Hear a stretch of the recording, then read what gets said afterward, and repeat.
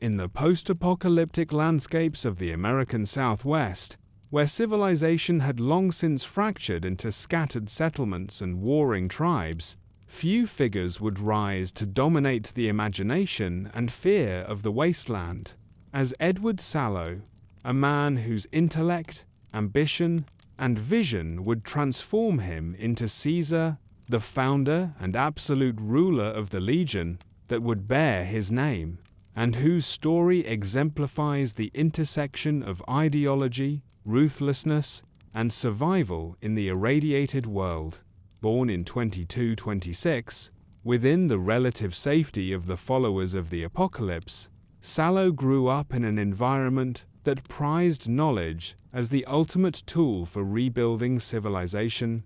and from a young age he displayed prodigious talent in languages, history, and the study of human societies, skills that would later enable him to manipulate, indoctrinate, and command the disparate peoples of the post-war Southwest. And it was as a young man that he joined a followers' expedition sent east to investigate and assist the tribal communities scattered across the deserts of Arizona and New Mexico, a journey that would become the crucible in which the scholar was forged into a conqueror.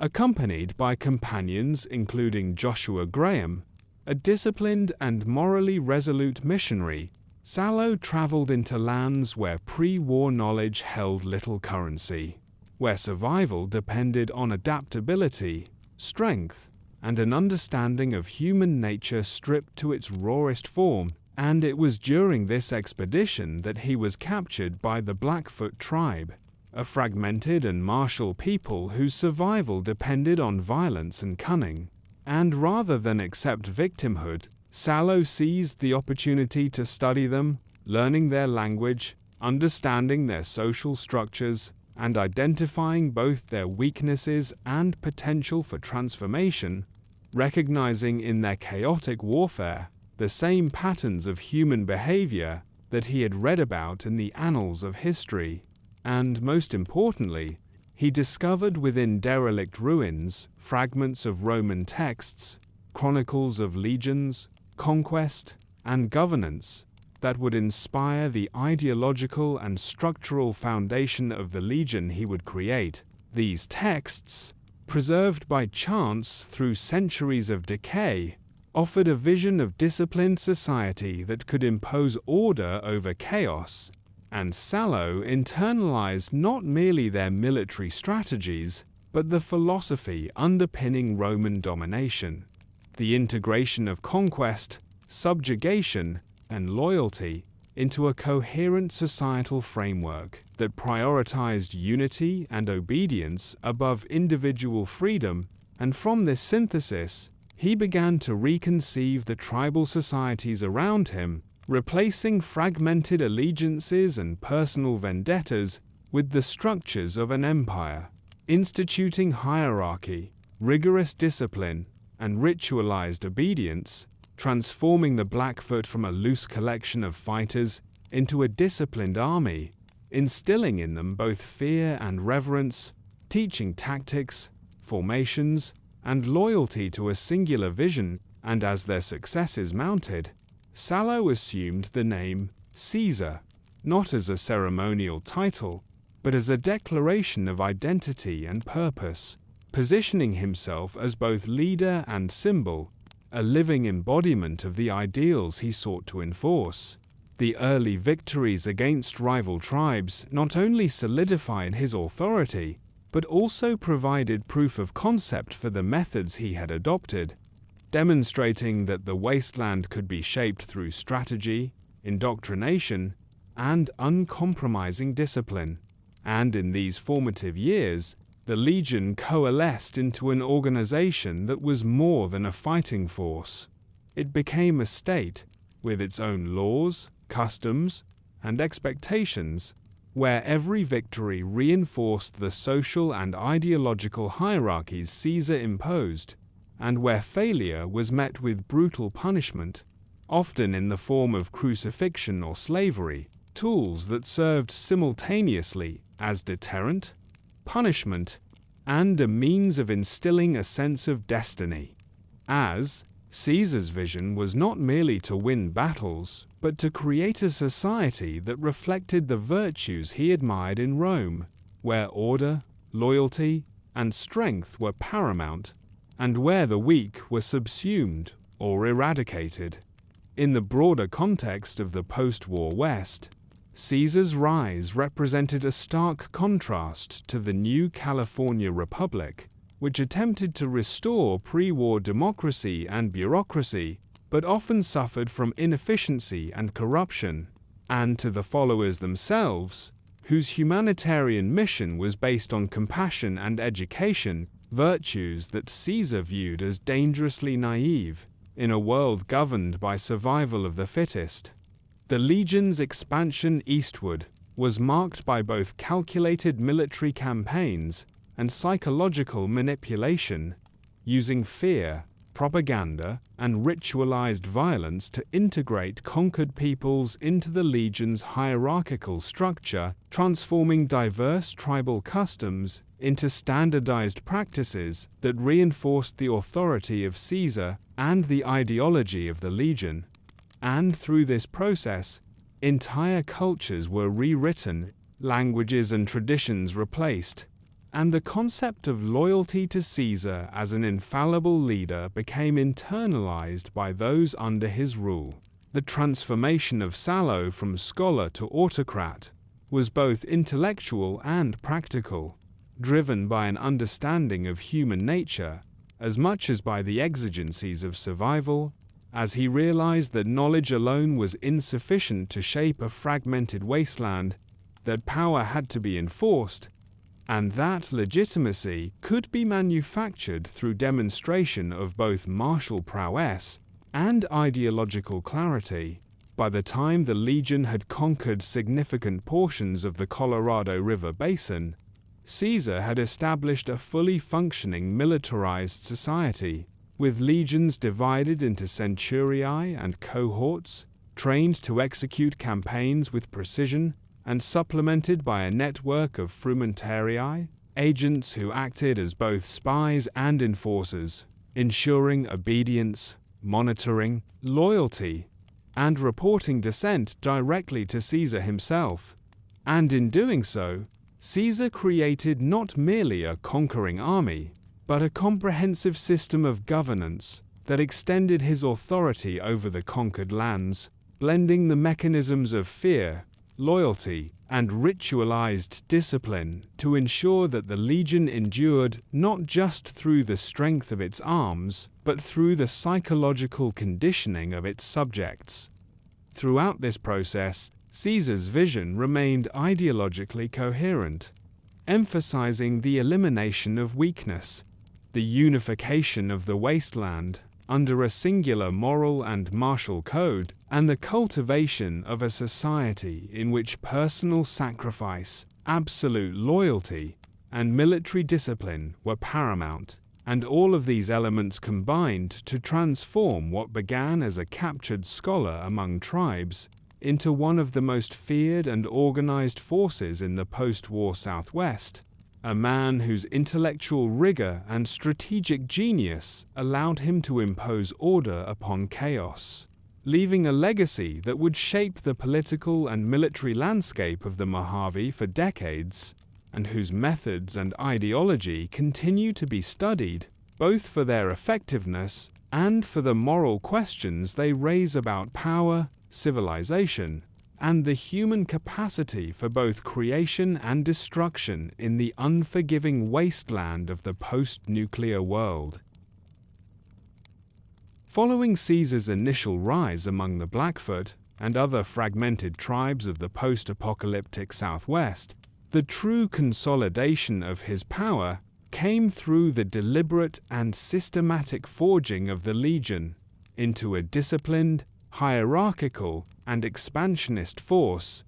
a process that would distinguish it from every other faction in the wasteland and make it both feared and unrivaled in its brutality and organizational coherence, as Caesar recognized early that the wasteland could not be tamed through charisma or ideology alone. but required the development of a military machine capable of enforcing his vision across vast territories, while simultaneously reshaping conquered peoples into extensions of his authority, a concept he implemented with a combination of strategic conquest, indoctrination, and the ruthless imposition of Roman-inspired social order, beginning with the unification of the disparate tribes east of the Colorado River, each of which had previously existed in a state of constant conflict, bound to their own customs and leaders, and whose fragmented societies offered both the challenge and opportunity for Caesar's transformative ambitions.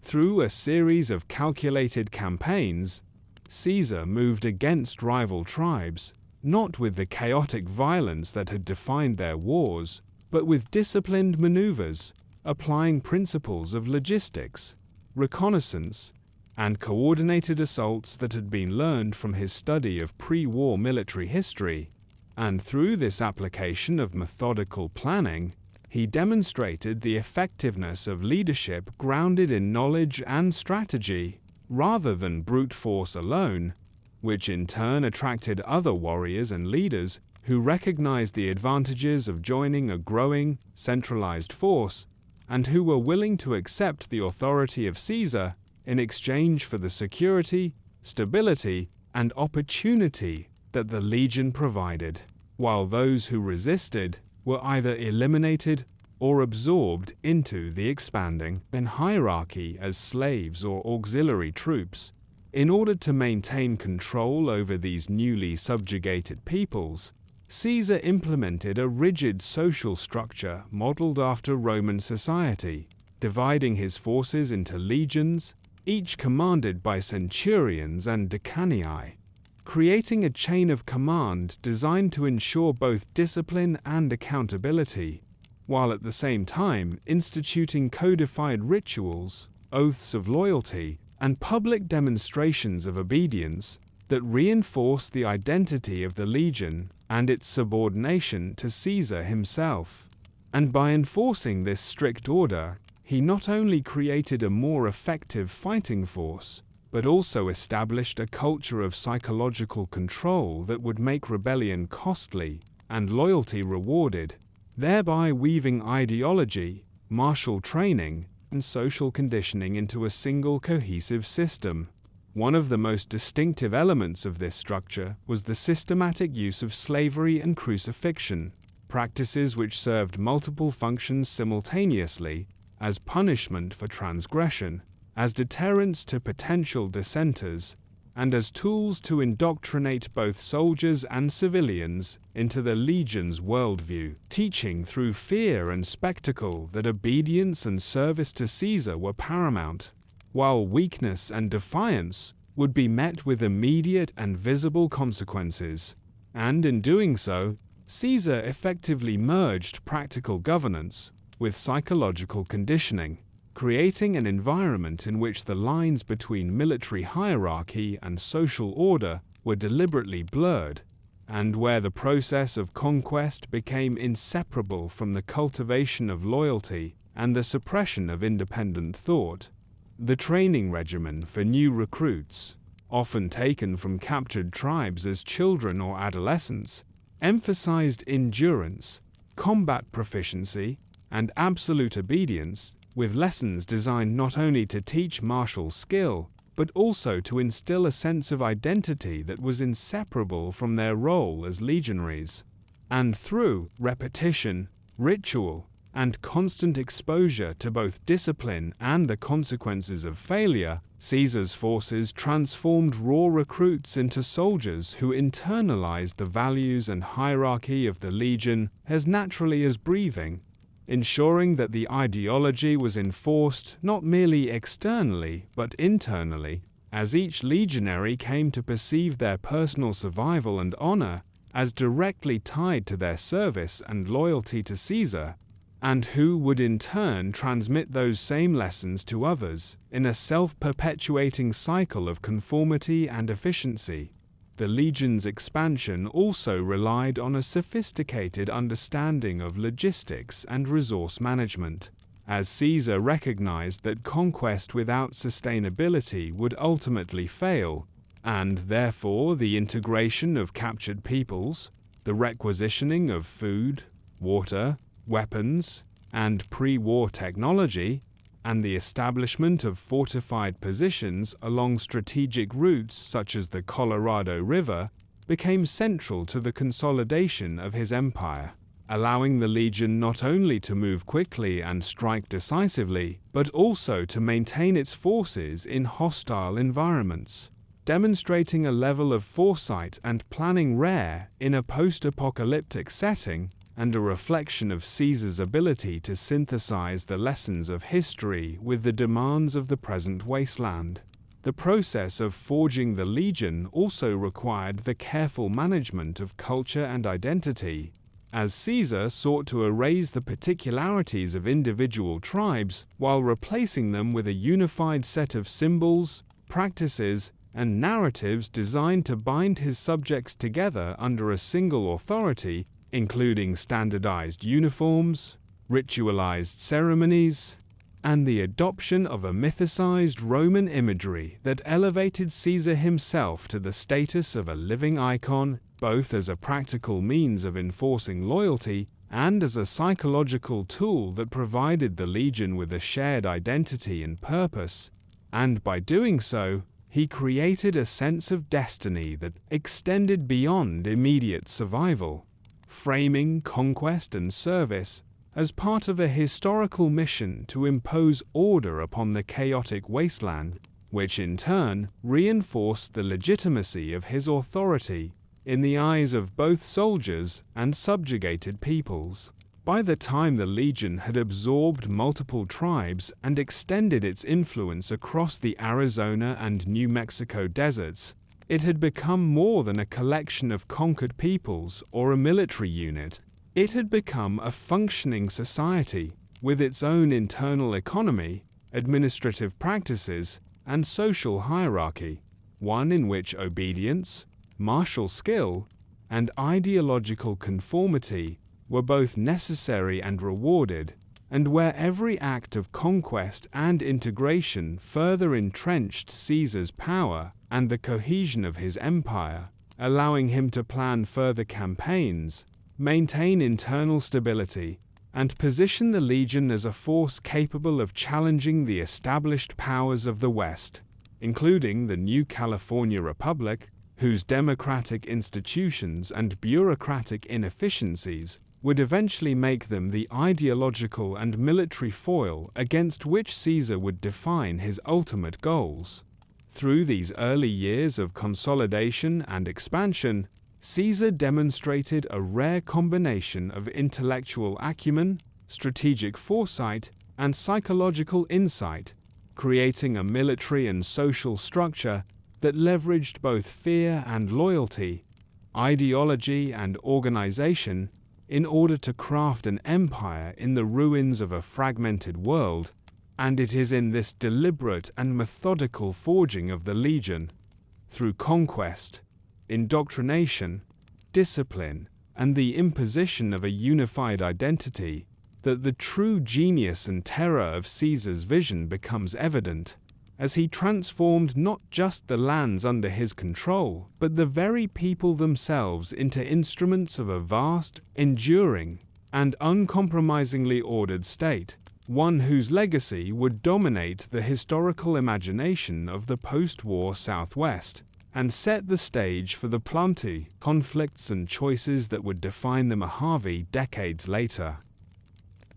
The ideology of Caesar's legion, often misunderstood as mere brutality or fanaticism, in fact reflects a coherent philosophical framework developed by Edward Sallow, a scholar turned autocrat whose intellectual engagement with history, particularly the Roman Empire, provided both the template and justification for a society governed by conquest, discipline, and a rigid moral order. And understanding this philosophy is essential to comprehending not only the legion's actions, but also the rationale behind its enduring cohesion and the extent of its influence across the post-apocalyptic Southwest. From the outset, Caesar viewed the fragmented tribes of the Arizona and New Mexico deserts not simply as subjects to be subdued, but as raw material for a civilization that could rise from the ashes of the Old World, and central to this vision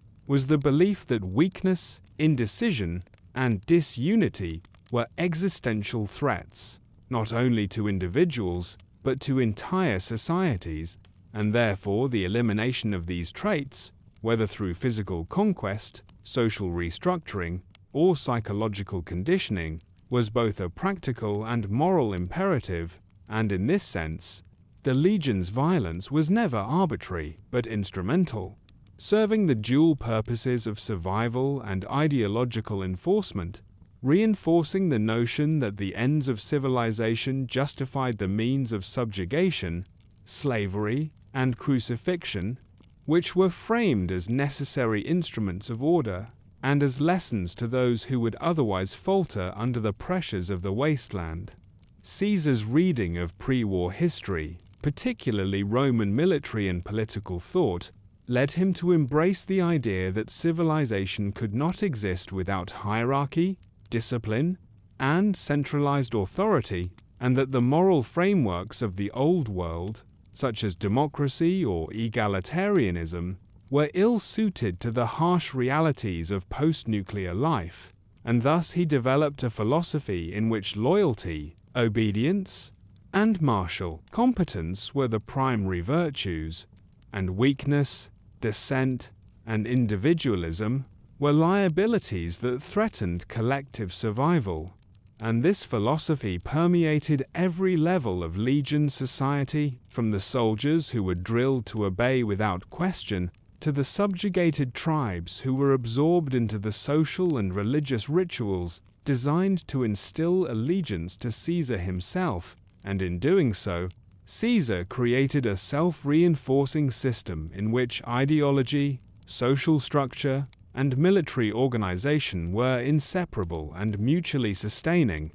allowing the Legion to function as both a conquering force and a stable political entity despite the chaos of the wasteland. A key element of Caesar's philosophy was the deliberate use of fear as both a deterrent and a pedagogical tool, exemplified in the widespread practice of crucifixion for traitors, deserters, or those who resisted assimilation, which served not only as punishment, but as a visible and constant reminder of the consequences of disobedience, and by staging such acts publicly, the Legion ensured that its values were internalized by observers, teaching the principles of loyalty, obedience, and the subordination of self-interest to the collective will of the Legion, while also reinforcing Caesar's image as an infallible authority whose judgment was absolute and whose control extended across both life and death,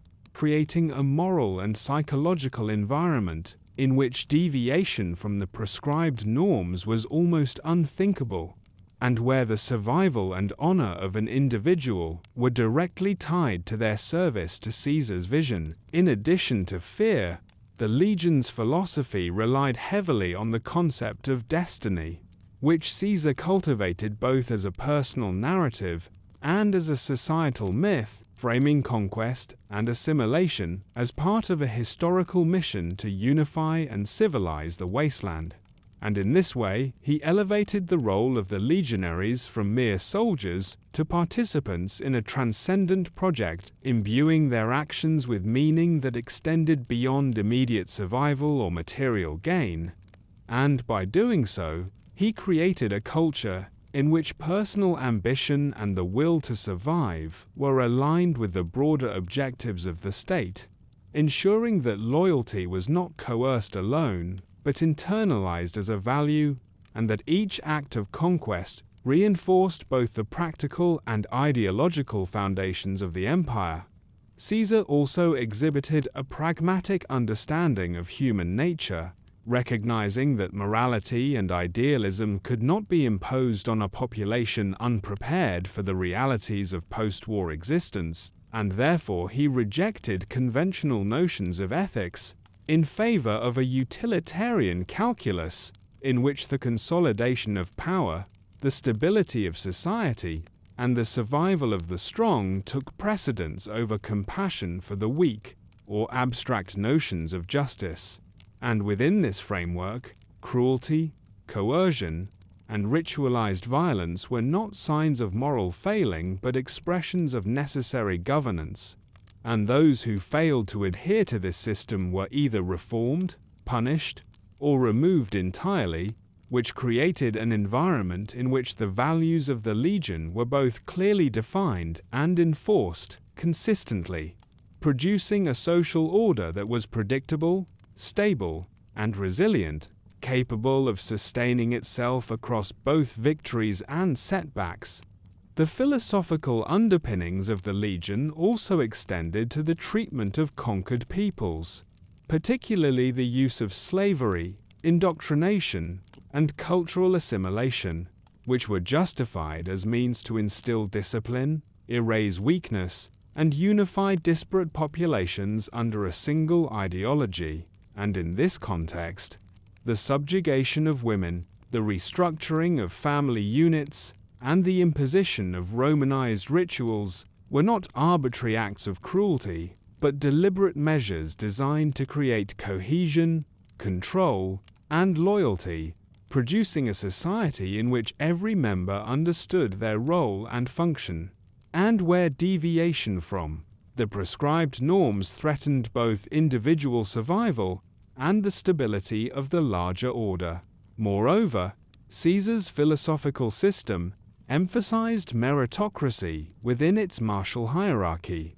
rewarding skill, obedience, and initiative among those who demonstrated capability while punishing failure and insubordination, which ensured that leadership within the Legion was earned through demonstration of adherence to the ideals of the state, and that the mechanisms of promotion and punishment reinforced both competence and conformity, creating a feedback loop in which the structure, ideology, and operational effectiveness of the Legion were inseparable, and where the success of the organization depended on the internalization of its philosophy by both leaders and rank-and-file members, producing a disciplined, motivated, and ideologically cohesive force that could project power across hostile terrain.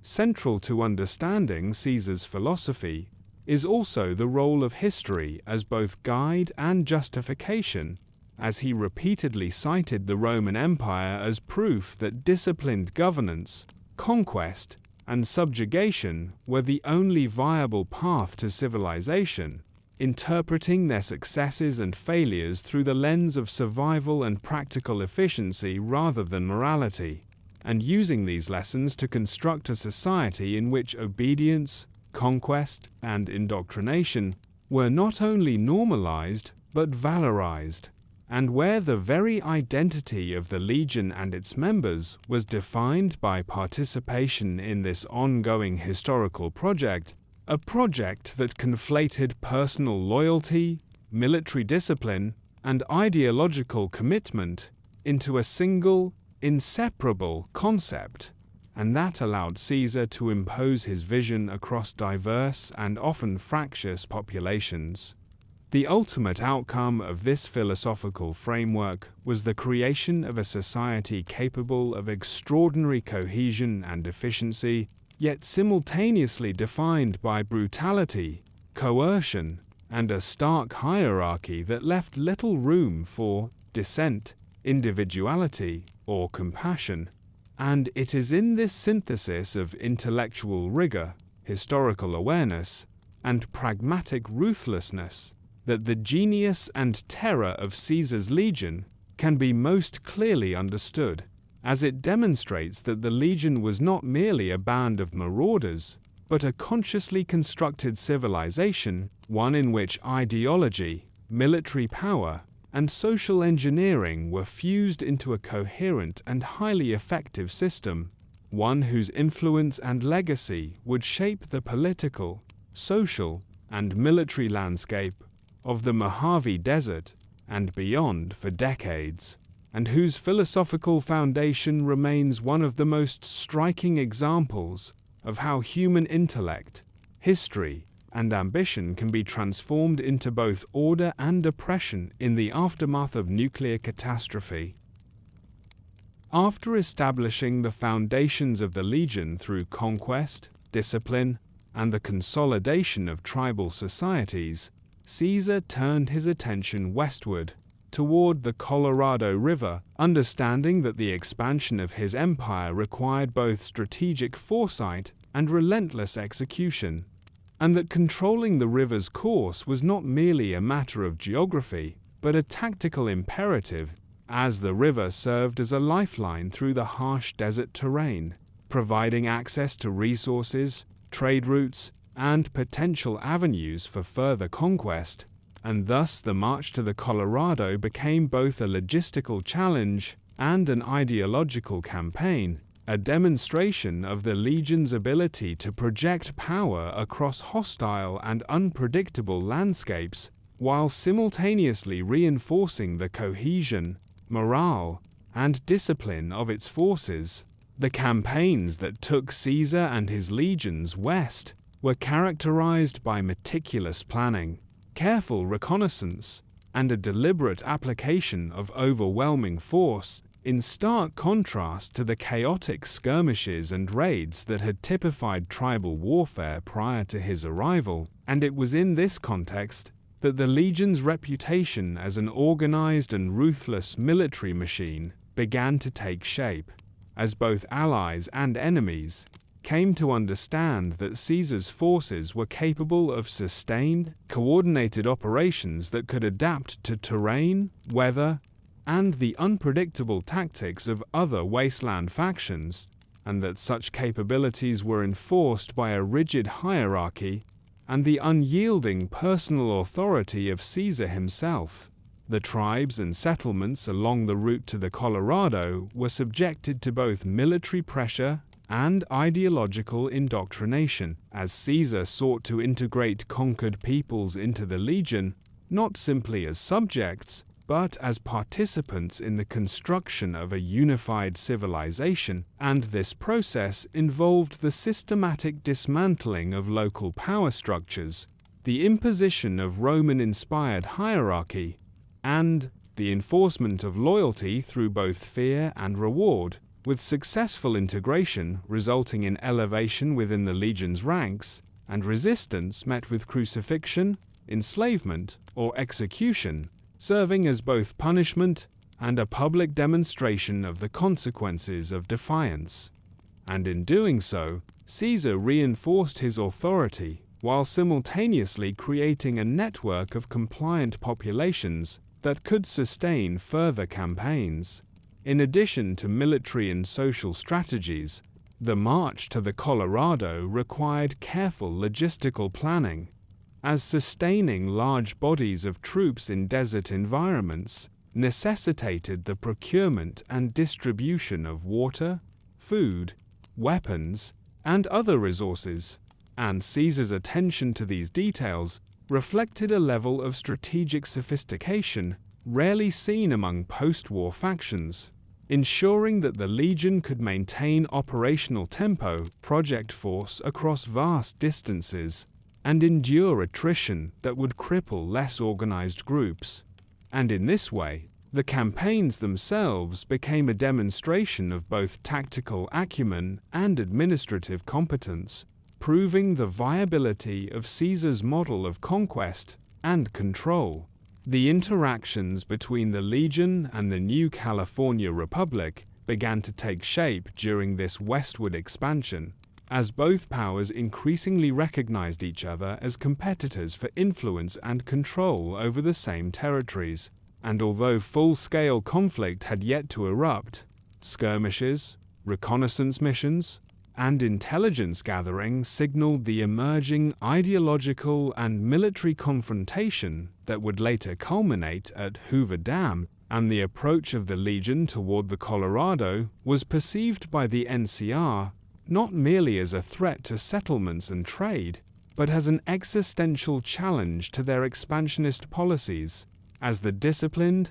centrally commanded, and ideologically unified Legion contrasted sharply with the Republic's more bureaucratic, decentralized, and morally constrained forces, and it was this tension that would shape both strategic calculations and political narratives on either side of the impending clash. Throughout the march, Caesar's leadership style was evident, not only in strategic decisions, but also in the symbolic and psychological aspects of the campaign. As every settlement burned, every captive assimilated, and every crucifixion performed reinforced the legion's identity, communicated its values, and strengthened the perception of Caesar as both an invincible commander and a moral arbiter, and in doing so, the campaign became as much an ideological endeavor as a military one, demonstrating that conquest, indoctrination, and the imposition of a unified culture were inseparable from the exertion of physical force, and that the success of the Legion depended on the integration of all these elements into a coherent, operational, and societal framework. The campaign to the Colorado also allowed for the testing and refinement of the Legion's internal structures, as centurions, decanii, and other officers were evaluated in the field, their ability to enforce discipline, motivate troops, and execute Caesar's directives, determining their advancement within the hierarchy. And in this way, the march served both as a territorial expansion and as an institutional strengthening of the Legion itself, ensuring that the organizational and ideological foundations established in earlier campaigns would endure as the empire extended its reach, and that the personnel responsible for enforcing Caesar's vision were both competent and loyal, capable of executing complex operations without constant oversight. As the Legion approached the Colorado River, the scale of the undertaking became evident not only to Caesar and his commanders but also to the populations along the river, whose strategic importance, access to resources, and symbolic value, as the threshold of the Western territories, made control of the Colorado a critical step in the realization of Caesar's larger vision, and in this context, the march itself can be seen as a microcosm of the Legion's broader philosophy, combining strategy, discipline, ideology, and ruthlessness in a manner that transformed disparate elements into a coherent, purpose-driven force capable of reshaping both land and people, demonstrating the interplay between practical logistics, military innovation, and the deliberate creation of a new civilization, and underscoring the degree to which Caesar's personal vision informed every operational, social, and symbolic decision. Finally, the march to the Colorado set the stage for future confrontations with both human and environmental challenges, as the Legion's expansion increasingly brought it into contact with the NCR, rival tribes, and the complex geography of the Mojave and surrounding deserts. And these encounters not only tested the Legion's capabilities, but also provided the empirical validation of Caesar's strategic and ideological models, confirming that the combination of military discipline, hierarchical governance, indoctrination, and the calculated use of fear could produce an empire capable of sustaining itself, extending its influence, and imposing order on a chaotic and fragmented post-nuclear landscape. And it was through this campaign that the Legion solidified its identity as both a conquering army and a social experiment, a force whose very existence challenged the prevailing assumptions about civilization, morality, and power in the Wasteland, and whose march to the Colorado would reverberate through the Mojave, shaping the geopolitical and cultural realities of the region for decades to come. The consolidation of Arizona, under Caesar's Legion, represented a critical phase in the expansion of one of the most formidable and ideologically driven factions in the post-apocalyptic American Southwest, as the territory's vast deserts, scattered settlements, and tribal populations provided both strategic challenges and opportunities for a force capable of combining military discipline, logistical planning, and psychological control. And the campaign to bring Arizona under the aegis of Caesar's empire was carried out with a combination of ruthless efficiency, calculated intimidation, and methodical integration that reflected the legion's broader philosophy and operational doctrine. From the earliest incursions into the region, Caesar's forces moved deliberately, identifying key settlements, resource nodes, and tribal centers, applying both force and persuasion to bring them under legion authority, and in doing so, transforming a fragmented landscape of competing factions into a unified, centrally governed territory, a process that required not only military superiority, but also an acute understanding of the political, social, and cultural dynamics of the peoples being absorbed, and the ability to manipulate these factors to produce compliance, loyalty, and cohesion, as the assimilation of new territories was as much about cultural and psychological domination as it was about battlefield victories, with crucifixion, enslavement, and public displays of discipline serving as both practical tools and symbolic demonstrations of the consequences of defiance.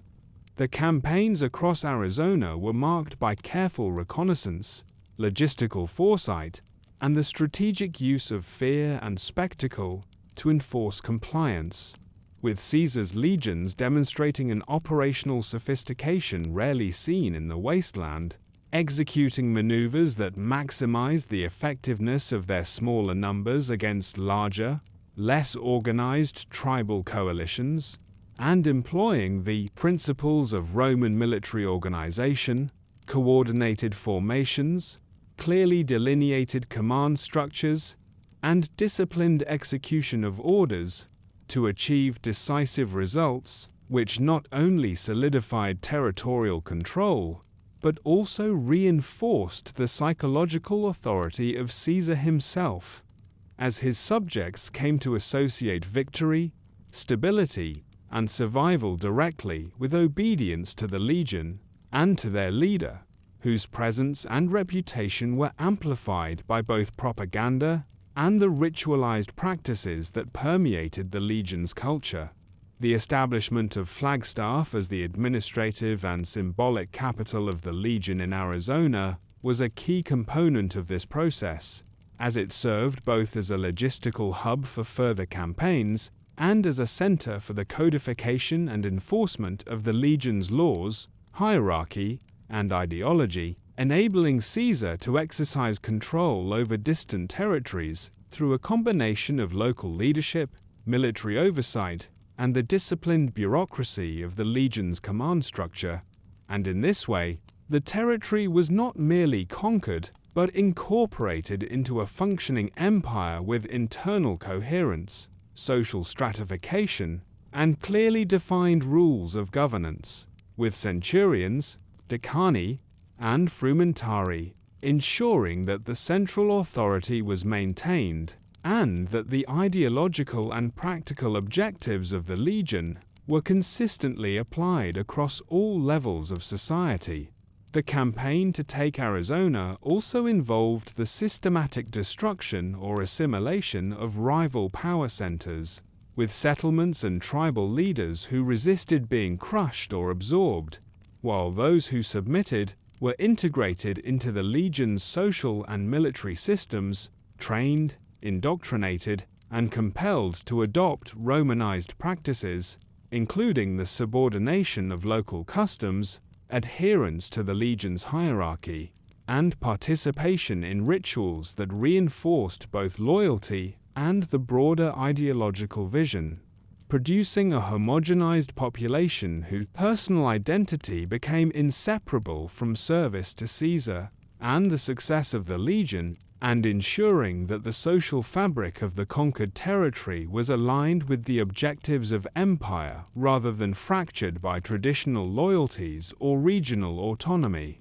The practical aspects of governance in Arizona required Caesar and his commanders to address issues of resource management, supply lines, and the maintenance of order over a geographically dispersed and environmentally challenging region, and the legion's ability to sustain large-scale operations over months and years demonstrated not only tactical skill, but also organizational sophistication, as the integration of new territories demanded a combination of military, administrative, and logistical planning that ensured the continued effectiveness of the legion's forces and the stability of its subjects, even in the face of resistance, sabotage, or environmental hardship. And in this way, the taking of Arizona became both a test and validation of the legion's operational model, proving that Caesar's strategies could produce both conquest and governance simultaneously. The campaign also highlighted the ideological dimensions of the legion's expansion, as Caesar sought to impose a unifying narrative upon the peoples of Arizona, replacing pre-existing identities, tribal affiliations, and local customs with the symbols, rituals, and hierarchical structures of the legion, framing obedience, martial competence, and loyalty as both moral imperatives and practical necessities, and in doing so, transforming conquered populations into active participants in the perpetuation of the legion's power, rather than mere subjects or victims, and creating a social order in which personal survival, honor, and status were directly tied to adherence to Caesar's philosophy and directives, reinforcing the coherence, resilience, and longevity of the empire. Moreover, the assimilation of Arizona provided a testing ground for the legion's methods of social control, including the integration of women into prescribed roles, the use of slavery for both labor and social stratification, and the deployment of public rituals, punishments, and indoctrination practices that ensured ideological conformity, reinforced hierarchy, and maintained morale, producing a territory in which the psychological and practical mechanisms of control were deeply intertwined, and where resistance, while possible, was both dangerous and strategically disadvantageous due to the combination of fear, propaganda, and disciplined enforcement, and it was through these measures that the legion was able to extend not only its territorial reach, but also the cultural and ideological footprint of Caesar's vision, ensuring that Arizona was fully incorporated into the empire and capable of supporting further campaigns westward. Finally, the taking of Arizona represented not merely a territorial conquest, but the realization of a strategic and philosophical vision, demonstrating the effectiveness of Caesar's model of empire building through the integration of military, social, and ideological tools, and establishing the legion as a force capable of reshaping entire regions of the post-nuclear wasteland, consolidating power, projecting influence, and setting the stage for the inevitable confrontation with the new California Republic at the Colorado River. And in this way, the capture and transformation of Arizona was a defining achievement in the creation of one of the most disciplined, cohesive, and ideologically driven societies in the post-apocalyptic American Southwest, exemplifying the methods, philosophy, and enduring impact of Caesar's leadership and the operational and cultural genius that would sustain the legion for decades to come. At the heart of Caesar's legion lay a rigorously defined and meticulously enforced structure of power, a hierarchy that not only dictated military operations but also governed social organization, political authority, and the daily lives of its soldiers and subjects alike, reflecting the fundamental principle that the strength of an empire depends upon both disciplined obedience and the clear distribution of responsibility, and that every member of the legion, from the highest-ranking centurion to the enslaved laborer, had a prescribed role within a system designed to maximize efficiency, control, and cohesion. And in examining this structure, it becomes evident that Caesar himself occupied the apex not merely as a military commander, but as the ultimate arbiter of law, morality, and strategy, whose authority was absolute and whose presence permeated the ideological and practical fabric of the organization, ensuring that every act, policy, and ritual aligned with his overarching vision for the Wasteland. The military hierarchy of the legion was carefully modeled on the Roman legions that Caesar had studied, with cohorts subdivided into centuries, each led by a centurion whose competence, loyalty, and ruthlessness determined the effectiveness of their units. And these officers were responsible for enforcing discipline, maintaining operational readiness, and ensuring the assimilation of conquered peoples into the legion's social and ideological framework, creating a chain of command in which decisions and authority flowed upward and downward, with clarity and efficiency, and where accountability was enforced through a combination of reward, promotion, and the threat of punishment, with failure or disobedience frequently resulting in execution or crucifixion, and the ever-present possibility of such consequences reinforced both the obedience and the internalization of the legion's values. Above the centurions, the decanii oversaw multiple cohorts, coordinating broader campaigns, enforcing Caesar's directives across larger operational areas, and serving as intermediaries between the rank-and-file soldiers and the supreme authority of Caesar himself, ensuring that strategic vision was implemented consistently and that subordinates remained loyal and effective. And this intermediate layer of leadership allowed the legion to project power across vast territories, maintain internal cohesion, and respond to threats both external and internal with remarkable speed and precision, while simultaneously reinforcing the perception that every level of the hierarchy was integrated into a single, purpose-driven organization whose unity derived from the combination of ideological indoctrination, military discipline, and the absolute authority of its leader.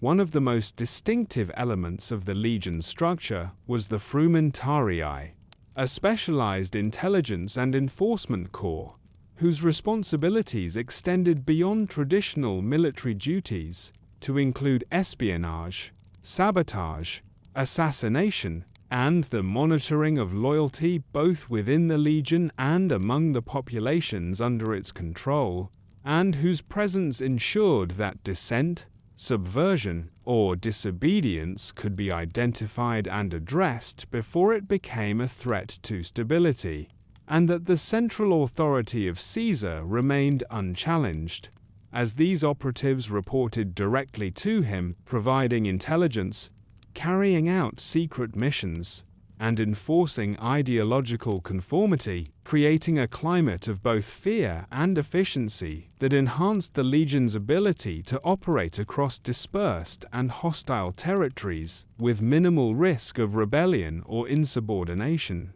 Beneath these levels of command, the ordinary legionaries were shaped from birth or early adolescence through a rigorous regimen of training, indoctrination, and social conditioning that fused personal identity with service to the legion, ensuring that loyalty, obedience, and martial competence were internalized as intrinsic virtues, and that the subjugated populations, once absorbed, were rapidly transformed into both soldiers and laborers who contributed to the functioning of the empire while reinforcing its social and ideological norms, and in this way, the Legion maintained a continuous cycle of recruitment, training, and integration, in which every individual's survival, status, and purpose were directly tied to their adherence to Caesar's system, creating both resilience and adaptability,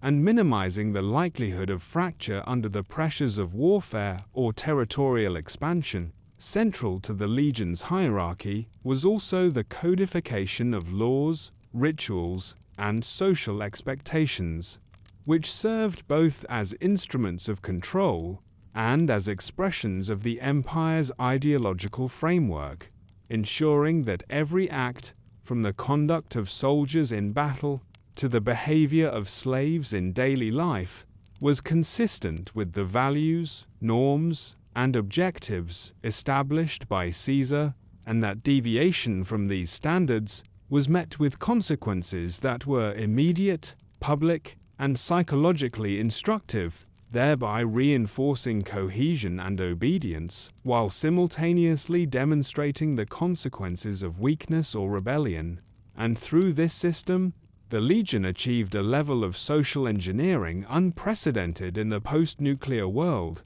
blending governance, ideology, and martial discipline into a single, integrated mechanism of power.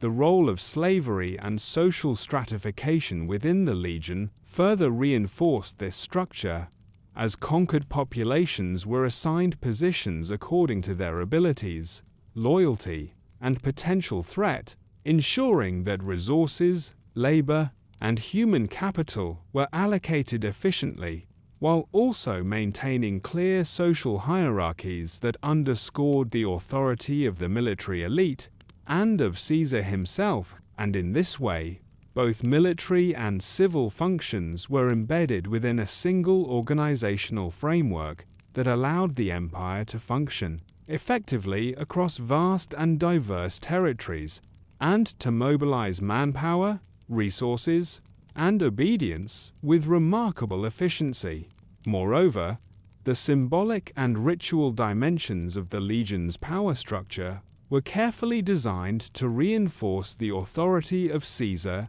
and the cohesion of the organization, from the adoption of Roman iconography and ceremonial practices to the public execution of dissenters and the ritualized indoctrination of new recruits, creating a psychological environment in which loyalty, fear, and ideological commitment were inseparable, and in which every participant understood both their role within the empire and the consequences of failure, ensuring that the internalization of the Legion's principles was as pervasive and effective as the enforcement of its rules. At the apex of this hierarchy, Caesar's personal authority was both absolute and legitimized through the careful cultivation of myth, ritual, and propaganda, presenting him as a figure whose decisions were beyond question, whose vision for the Wasteland was historically and morally justified, and whose presence embodied the unity, discipline, and destiny of the Legion itself. And this centralization of power allowed for rapid decision-making, coherent strategic planning, and the consistent application of ideology across all levels of society, while simultaneously creating a psychological bond between leader and subordinate that reinforced loyalty, obedience, and the perception of an ordered, purposeful empire. In addition, the decentralized yet accountable chain of command allowed the Legion to operate flexibly in the field, to respond to unexpected threats, and to maintain operational integrity even in the face of casualties, attrition, or environmental challenges, reflecting Caesar's understanding that a successful empire requires both centralized authority and competent delegated leadership, and that resilience and adaptability are achieved through the integration of ideology, hierarchy, and disciplined training.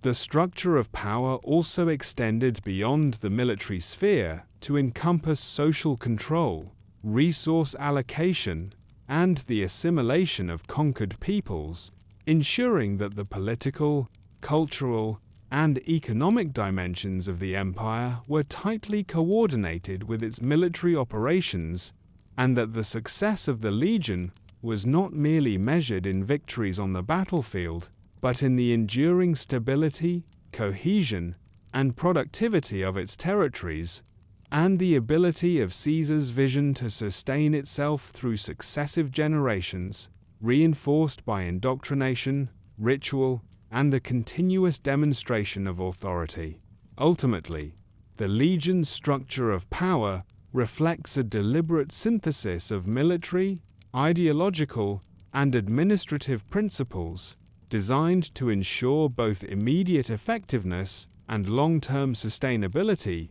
and it is through this careful orchestration of hierarchy, discipline, loyalty, and social engineering that Caesar was able to create one of the most formidable and enduring post-apocalyptic empires, whose cohesion, efficiency, and ideological clarity set it apart from all other factions, and which would shape the political, cultural, and military landscape of the Southwest for decades to come, establishing the legion as a uniquely disciplined, ideologically cohesive, and ruthlessly effective force, and as a testament to the transformative power of organized authority in the chaotic aftermath of nuclear devastation.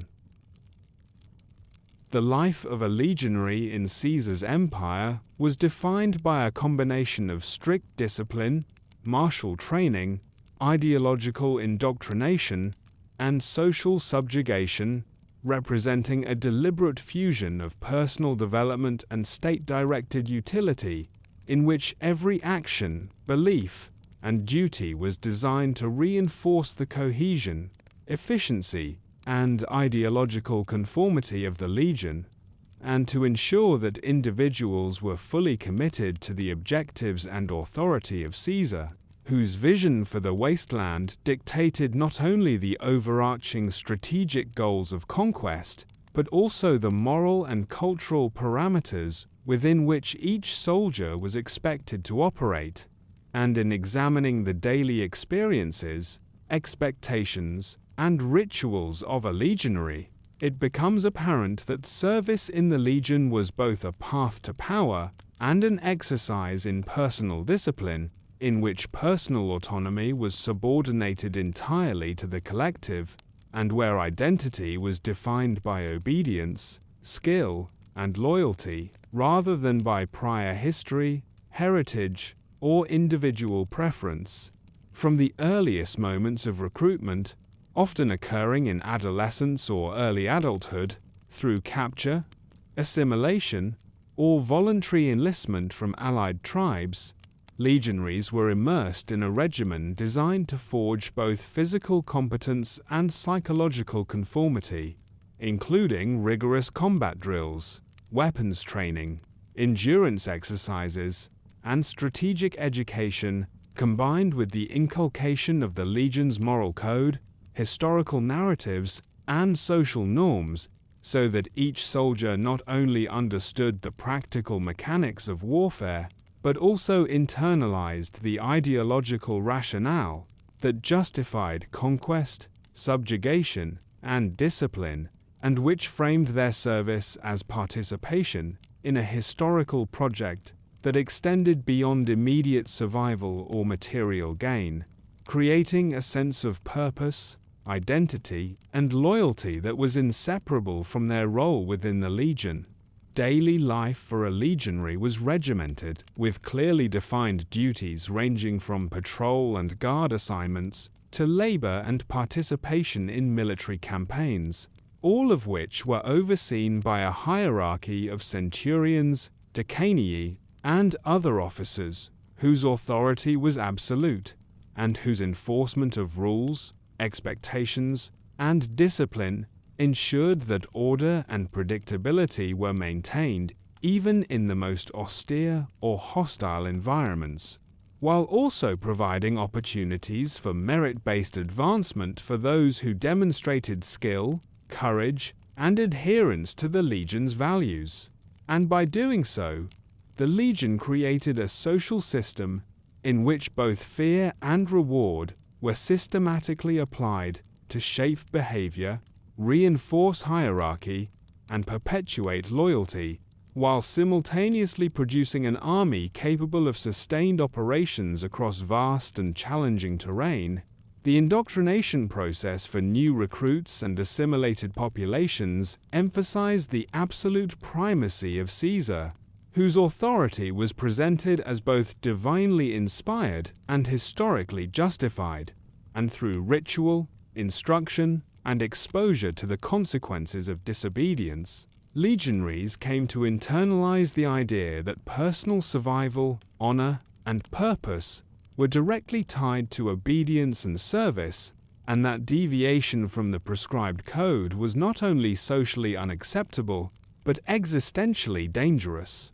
A lesson reinforced by both direct punishment and the public demonstration of discipline, often in the form of crucifixion or other ritualized displays of authority, which served as constant reminders of the consequences of failure and the centrality of loyalty within the social and military structure of the legion. Beyond the battlefield, the life of a legionary involved participation in social hierarchies and labor structures designed to maintain the functionality and stability of the empire, including agricultural work, construction, logistical support, and oversight of enslaved populations, tasks that reinforced both discipline and the interdependence of individuals within the system, and which demonstrated that the military, social, and economic functions of the legion were not separate, but interwoven, ensuring that each soldier understood their role as part of a larger,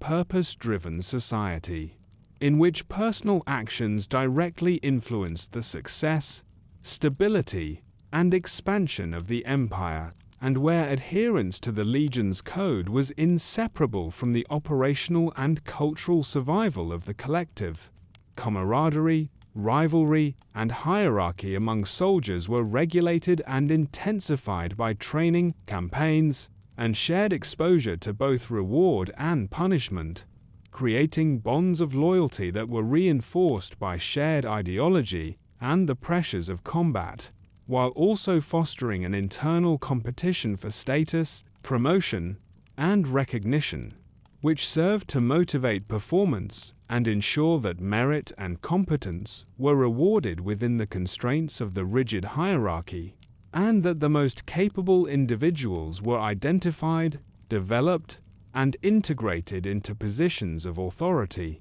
further strengthening the operational effectiveness of the legion and ensuring that its governance and military structure remained robust, even under stress. The daily routines, rituals, and practices of legionaries were designed to cultivate endurance, resilience, and absolute obedience, including exposure to extreme conditions, forced marches, repetitive drills, and the psychological conditioning associated with witnessing or participating in acts of punishment, which together served to normalize hardship, instill fear of failure, and reinforce the centrality of discipline, loyalty, and martial skill, creating soldiers capable of operating in austere and hostile environments without hesitation or hesitation in execution, and ensuring that even in the absence of immediate supervision, each individual internalized the norms, expectations, and priorities of the legion, effectively merging personal identity with collective purpose. Beyond their military obligations, legionaries were also agents of ideological enforcement, responsible for the assimilation of conquered populations, the suppression of dissent, and the transmission of Roman-inspired cultural practices, ensuring that the ideological coherence of the empire extended across all domains of life, from governance to ritual, labor to social interaction, and that each community within the legion's control was integrated into a unified cultural and operational framework that reinforced Caesar's authority and the cohesion of the empire, and by participating directly in these processes, soldiers themselves became both enforcers and beneficiaries of the hierarchical and ideological system, understanding that their survival and advancement were contingent upon the effective perpetuation of the legion's values.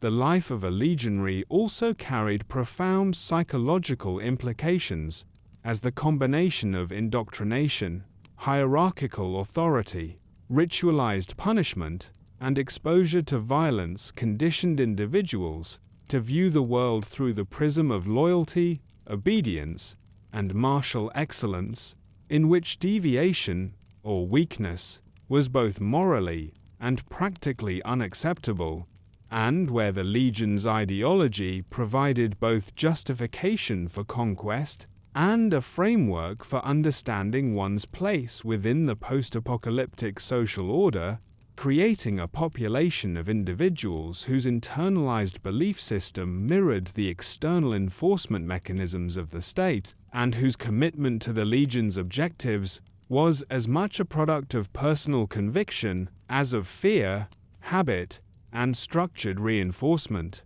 In summation, the life of a legionary was one of total integration into a system designed to maximize obedience, martial effectiveness, and ideological conformity, a life in which personal autonomy was subordinated to the collective, where training, labor, and ritual reinforced loyalty, skill, and discipline, and where identity, purpose, and survival were inseparable from service to Caesar and the perpetuation of the legion's empire.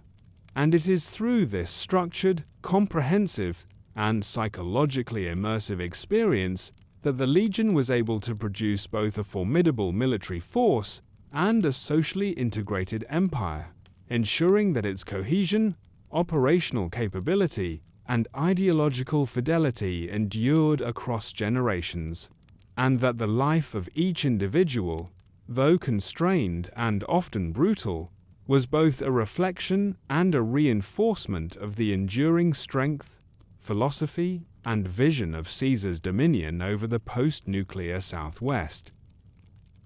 Central to the internal cohesion, intelligence gathering, and enforcement of ideology within Caesar's legion were the frumentari, an elite and highly specialized corps whose functions extended far beyond conventional military duties to encompass espionage, sabotage, assassination, and the subtle application of psychological control across the territories under the legion's authority, and whose presence exemplifies the sophisticated, multifaceted, and ruthless approach that Caesar employed to maintain absolute authority over both his soldiers and the conquered populations, demonstrating that the legion was not merely a conquering force, but a structured, disciplined, and ideologically coherent state in miniature, capable of managing information, loyalty, and social control with extraordinary precision,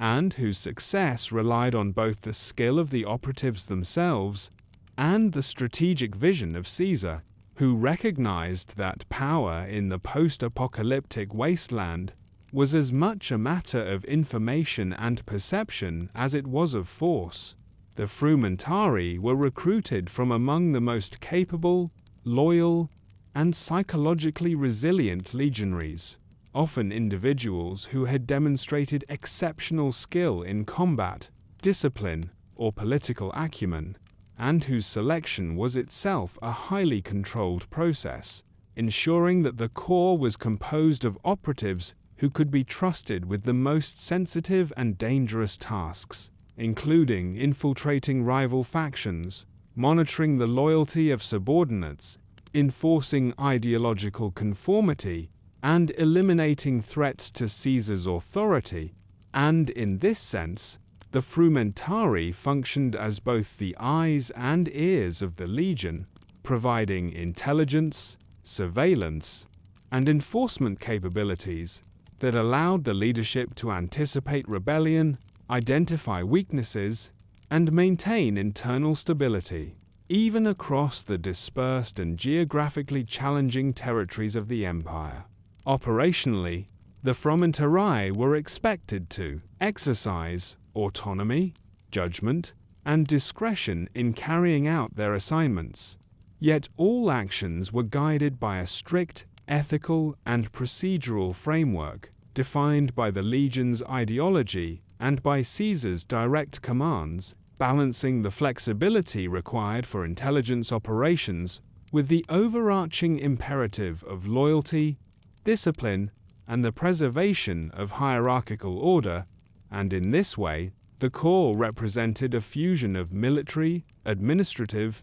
and psychological function, blending espionage, governance, and ideological enforcement into a single, highly effective mechanism of control, and serving as a critical instrument by which Caesar extended both his reach and his influence far beyond what would have been possible through conventional military force alone. One of the primary responsibilities of the Fromentarii was to monitor the behavior, loyalty, and morale of both soldiers and civilian populations within the Legion's territories, an activity that encompassed surveillance, interrogation, and discreet reporting, allowing Caesar and his commanders to identify potential dissent, disloyalty, or weakness before it could manifest as rebellion or failure, and to intervene proactively to correct behavior or enforce compliance, and this function was crucial to maintaining the ideological and operational integrity of the Legion,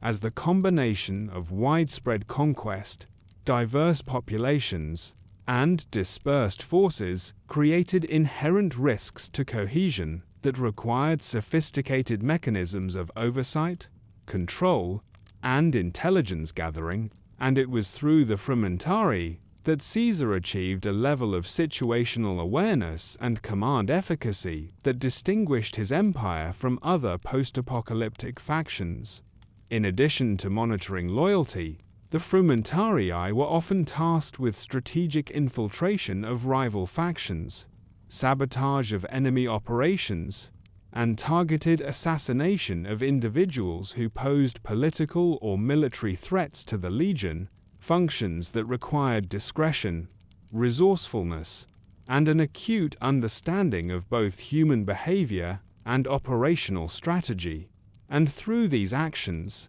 the corps extended the power and influence of the Legion beyond what could be achieved by open combat alone, allowing Caesar to shape political, military, and social dynamics throughout the region, with minimal exposure of his forces, and reinforcing the notion that intelligence and ideological control were as central to the Legion's effectiveness as brute force, organization, and battlefield tactics. The Fromentarii also played a critical role in the indoctrination, monitoring, and enforcement of ideological conformity among the conquered populations, functioning as agents of cultural assimilation and psychological conditioning, who ensured that the values, rituals, and hierarchies of the Legion were adopted and internalized, and who applied both incentive and punishment to enforce compliance, and in doing so, they reinforced the legitimacy, authority, and cohesion of Caesar's empire, transforming conquered peoples into functional participants in the system, and preventing the emergence of alternative loyalties or identities that could undermine stability. And in this way, the corps served as both a military and social instrument, integrating conquest, governance, and ideology into a single, highly effective mechanism. Recruitment and training within the Fromentarii emphasized adaptability, intelligence, psychological resilience, and loyalty, ensuring that operatives could operate independently, exercise judgment under pressure, and execute complex missions with precision and discretion, while maintaining absolute adherence to the ethical and operational standards imposed by Caesar, and by cultivating these skills, the Legion produced a corps whose capabilities were unmatched in the post-apocalyptic landscape, able to perform both overt and covert functions with equal effectiveness, and capable of projecting the authority of Caesar across both space and social domains, reinforcing the structural and ideological integrity of the empire at every level. The operational secrecy of the Frumentari further amplified their effectiveness, as the presence of agents was often invisible or ambiguous to both soldiers and conquered populations, creating a pervasive sense of oversight and psychological pressure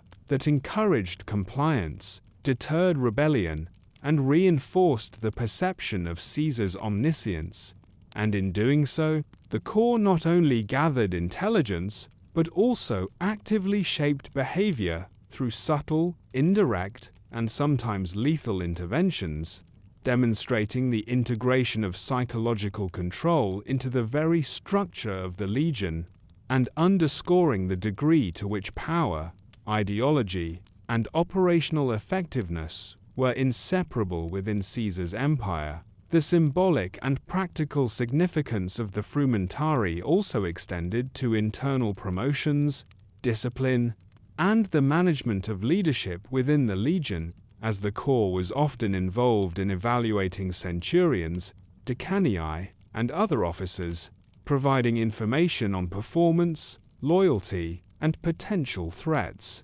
thereby influencing decisions on assignments, promotions, and punishments,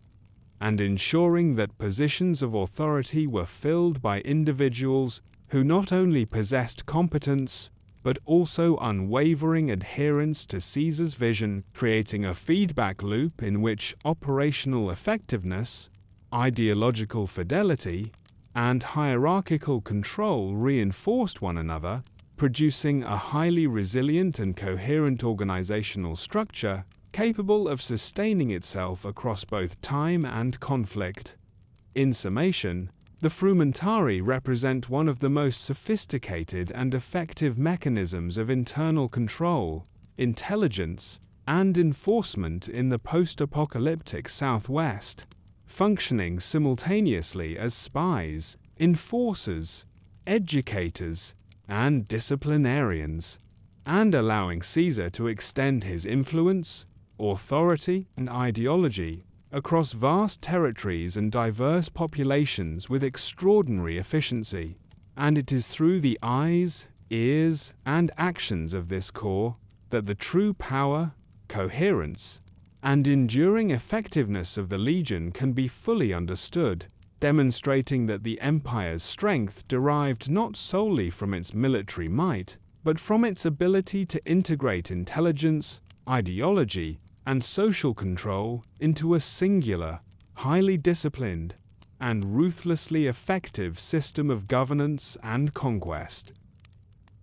The conquest of tribes by Caesar's Legion represents one of the most illustrative examples of the faction's ability to transform chaotic, fractured societies into disciplined, ideologically aligned components of an empire, demonstrating a methodology that combined military precision, psychological manipulation, cultural assimilation, and social restructuring, and which exemplifies the practical and philosophical core of Caesar's vision for post-apocalyptic governance, in which survival, cohesion, and obedience were inextricably tied to the imposition of centralized authority, ideological conformity, and a rigid hierarchy. And in this context, the absorption of tribal groups was not a mere exercise in military dominance, but a comprehensive process of transformation,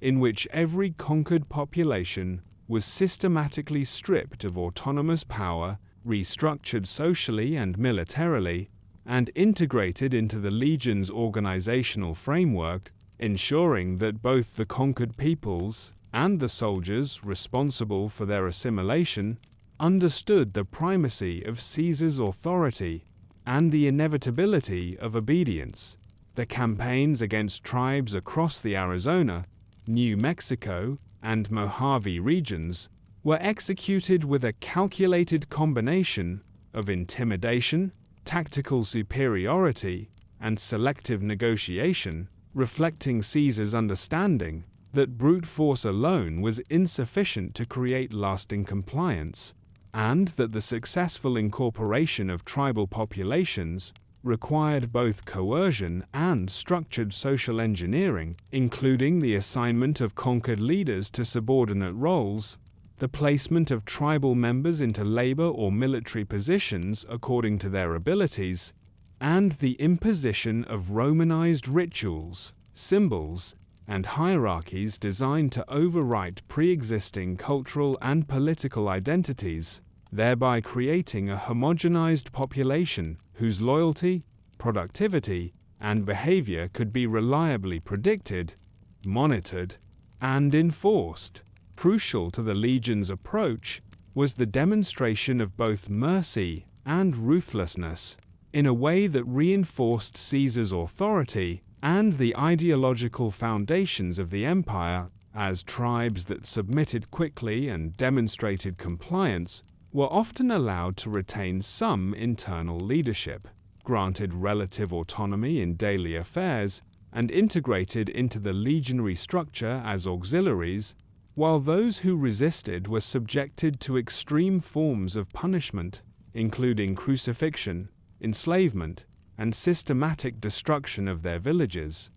And these acts of controlled brutality served multiple purposes simultaneously. They eliminated potential resistance, created a psychological deterrent for other tribes, and reinforced the moral and ideological rationale of the legion by illustrating the consequences of weakness or defiance. The process of integration extended beyond the battlefield and punishment to include the assimilation of cultural practices, religious observances, and social norms, as Caesar's vision required not only the submission of bodies, but also the alignment of minds with the ideological principles of the legion, and this was achieved through ritualized instruction, participation in Roman-inspired ceremonies, and constant reinforcement of the hierarchy and moral code, ensuring that individuals internalized the legion's values and perceived their personal identity and survival as inseparable from loyalty, obedience, and service to Caesar, and in doing so, the conquered tribes became both contributors to and beneficiaries of a system that promised security, purpose, and status to those who adhered, while simultaneously imposing severe penalties on those who deviated or resisted. Military organization within the conquered tribes was a key component of assimilation, as capable warriors were recruited into the legionary ranks, trained rigorously in both tactics and ideology, and indoctrinated into the operational standards of Caesar's army, while less capable or potentially rebellious members were assigned to labor, servitude, or controlled environments, producing a stratified society in which skill, obedience, and loyalty were both expected and rewarded, and where every individual understood the consequences of failure, insubordination, or disloyalty, and in this way, the conquered populations were converted from loosely organized, autonomous communities into highly functional components of a disciplined, hierarchical, and ideologically coherent empire, capable of sustaining military, administrative, and social operations across vast territories. The conquest of tribes also demonstrated the legion's sophisticated understanding of psychological warfare, as Caesar and his officers employed both direct intimidation and indirect manipulation, exploiting existing rivalries, weaknesses, or social structures to create conditions favorable to assimilation, and ensuring that the threat of force was ever present, yet balanced by opportunities for status, advancement, and protection for those who conformed, producing a system in which cooperation was rational, and rebellion was both costly and futile, and where the authority of the central command was perceived as both inevitable and legitimate, further reinforcing cohesion and compliance. The incorporation of tribes was not static, but an ongoing process, as conquered groups were continually monitored by centurions, frumentari, and other legionary officials to ensure continued obedience, integration, and loyalty, and to identify potential threats, weaknesses, or deviations from the prescribed norms, and through these mechanisms, the legion maintained a dynamic equilibrium in which the conquered populations were continually shaped, disciplined, and reinforced to conform to the operational,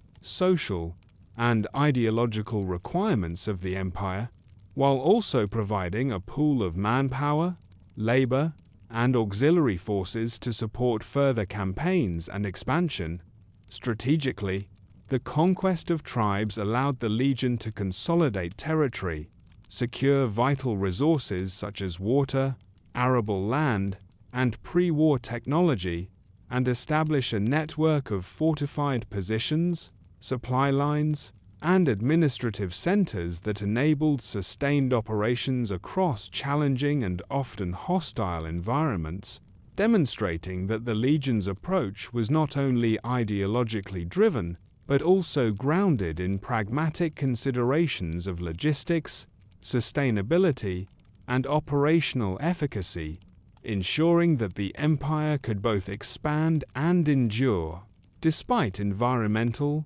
social, and military challenges. Culturally, the absorption of tribes into the legion's framework involved a deliberate erasure of autonomous identities and the imposition of a uniform set of symbols, rituals, and moral codes, reflecting Caesar's understanding that unity, cohesion, and obedience were impossible without the alignment of individual and collective consciousness, and that the perpetuation of his empire depended as much on ideological conformity as on military dominance. And in this context, the legion's approach to conquest can be seen as an exercise in total social engineering, where the transformation of conquered peoples into loyal, disciplined, and productive members of the empire was inseparable from the application of force, the reinforcement of hierarchy, and the inculcation of a shared worldview. The ultimate effect of these campaigns was the creation of a contiguous, organized, and ideologically coherent region in which the legion exercised near-total authority, extending its influence across Arizona and beyond, reshaping societies, integrating populations, and constructing a network of military, administrative, and social structures that reflected both the strategic genius and ideological vision of Caesar, and which would define the balance of power in the Southwest for decades, setting the stage for the eventual confrontation with the new California Republic and the contested territories of the Mojave, and demonstrating that the conquest of tribes was not simply an exercise in territorial expansion, but a foundational process in the creation of a durable, disciplined, and centralized post-apocalyptic empire, capable of projecting power, enforcing ideology, and sustaining cohesion across vast and challenging landscapes, while fundamentally transforming the social, cultural, and military dynamics of the region in accordance with Caesar's vision.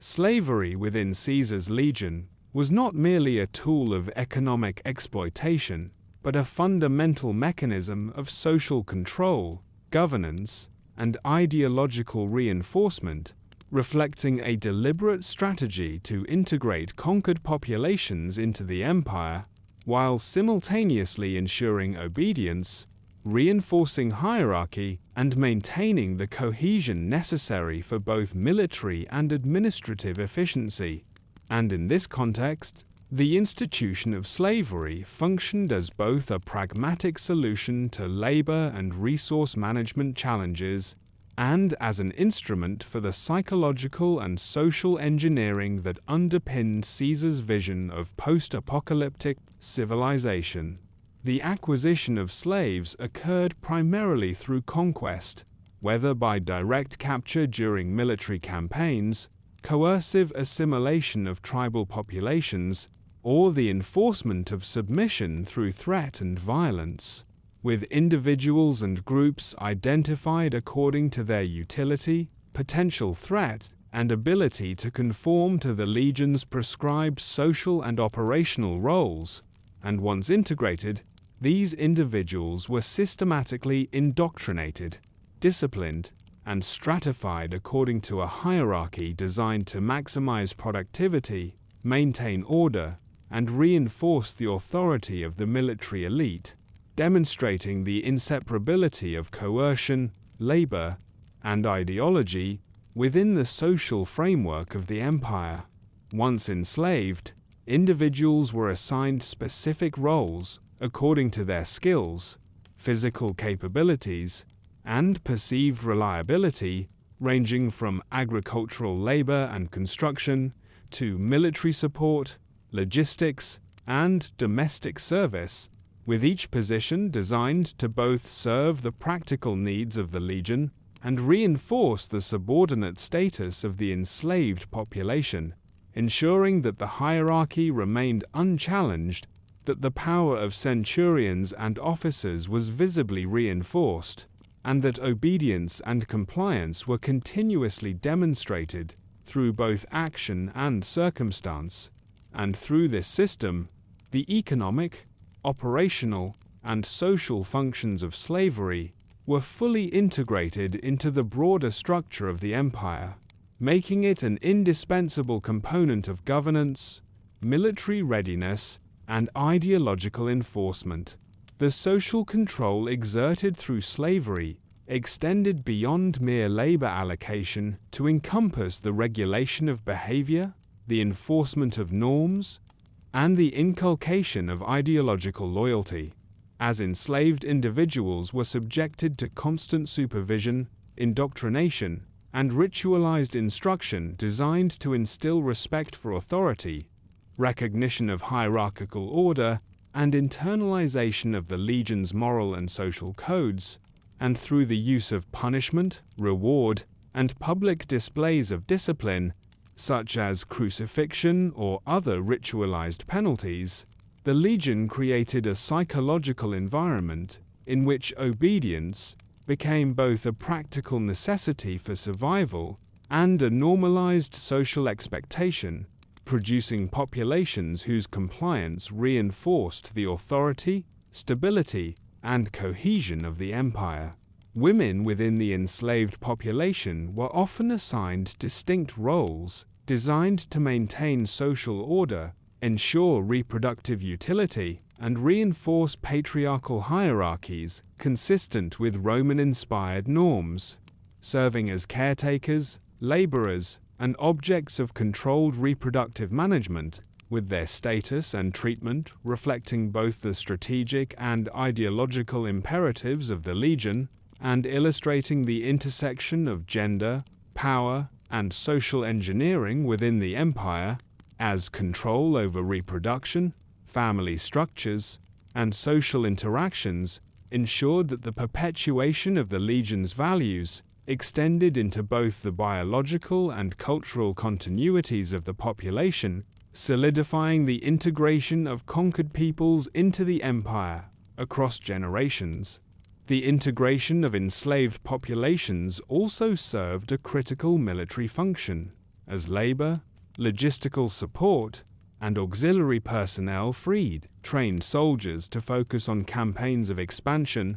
defense, and enforcement, increasing the operational capacity of the legion while simultaneously demonstrating the efficiency of a hierarchical, stratified society. And this dual utility, practical and ideological, illustrates the sophistication of Caesar's approach to empire building. in which every social structure was deliberately designed to reinforce military effectiveness, ideological conformity, and social stability, and to produce a self-reinforcing system in which authority, obedience, and productivity were inseparable. The psychological dimension of slavery within the Legion cannot be overstated, as the constant awareness of hierarchy, surveillance by centurions and frumentari, and exposure to public punishment created a pervasive sense of accountability,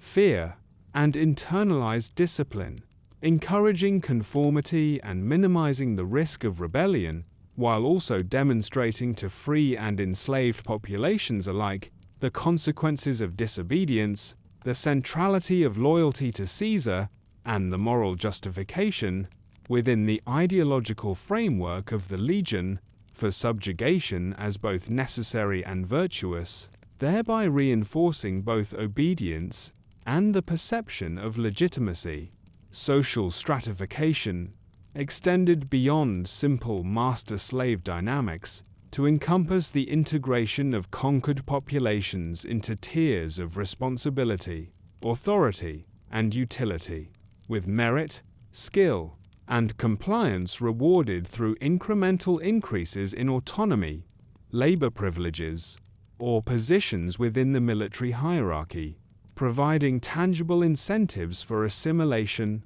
loyalty, and internalization of the Legion's values, and creating a dynamic in which obedience was both compelled through coercion and encouraged through selective empowerment, further strengthening the structural and ideological integrity of the empire. The use of slavery as a tool of cultural and ideological assimilation was equally deliberate, as enslaved populations were often compelled to adopt Roman-inspired practices, rituals, and hierarchies, facilitating the erasure of pre-existing tribal identities, social norms, and allegiances, and ensuring that both the behaviors and beliefs of the population aligned with the operational and ideological goals of the Legion, and in this way, the psychological, cultural, and social functions of slavery were fully integrated into the mechanisms of governance, contributing not only to practical productivity, but also to the maintenance of ideological and social cohesion. The enforcement of compliance among enslaved populations relied on a combination of supervision,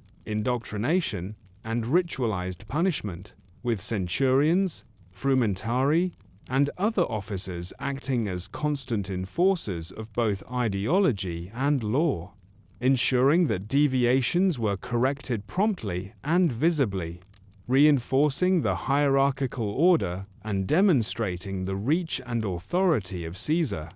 And through this combination of oversight, indoctrination, and example, the Legion created a self-perpetuating system in which compliance was continuously reinforced, internalized, and normalized, producing populations whose obedience and productivity were inseparable from their survival and social identity. Strategically, the use of slavery allowed the Legion to expand its operational reach, sustain campaigns of conquest, and consolidate territorial control without diverting trained soldiers from essential military operations,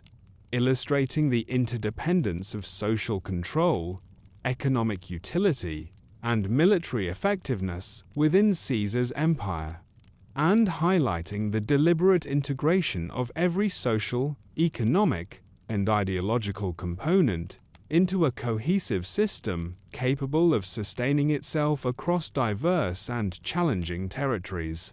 In conclusion, slavery and social control within Caesar's Legion were far more than instruments of oppression or exploitation. They were central to the very architecture of the empire, functioning simultaneously as tools of labor, governance, military support, and ideological reinforcement, and through this system, the Legion was able to convert conquered populations into productive, disciplined, and ideologically aligned components of the empire, ensuring cohesion, compliance, and resilience, and demonstrating that the strength of Caesar's dominion derived not only from battlefield prowess, but from the meticulous organization, psychological insight, and social engineering that underpinned every facet of its operation, making slavery a cornerstone of both power and stability,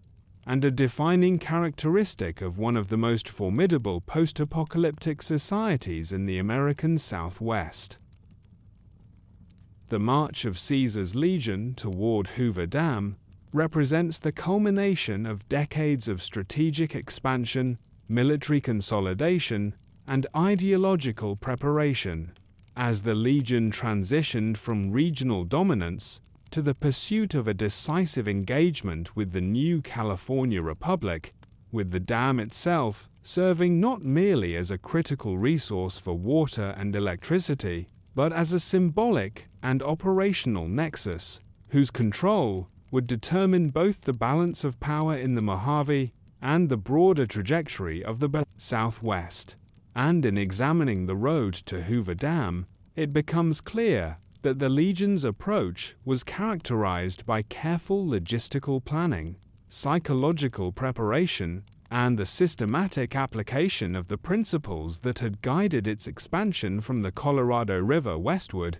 demonstrating that Caesar's vision encompassed not only territorial conquest, but also the orchestration of a conflict designed to test, consolidate, and ultimately validate the operational, ideological, and hierarchical structures of the empire. As the Legion advanced, supply lines were meticulously established and fortified, ensuring that soldiers, equipment, and provisions could be moved across the challenging desert terrain without compromising operational tempo or the morale of the troops. And these logistical preparations were complemented by intelligence-gathering missions conducted by Frumentari, who monitored both NCR movements and the disposition of local settlements, allowing Caesar to anticipate potential threats, exploit weaknesses, and shape the operational environment in a manner that maximized the effectiveness of his forces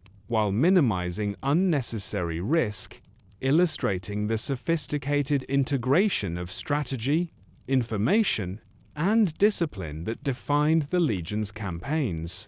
Military organization during this march was characterized by the deployment of cohorts under the command of centurions and decanii, whose adherence to the chain of command, competence in leadership, and ideological alignment with Caesar ensured that operations proceeded with precision,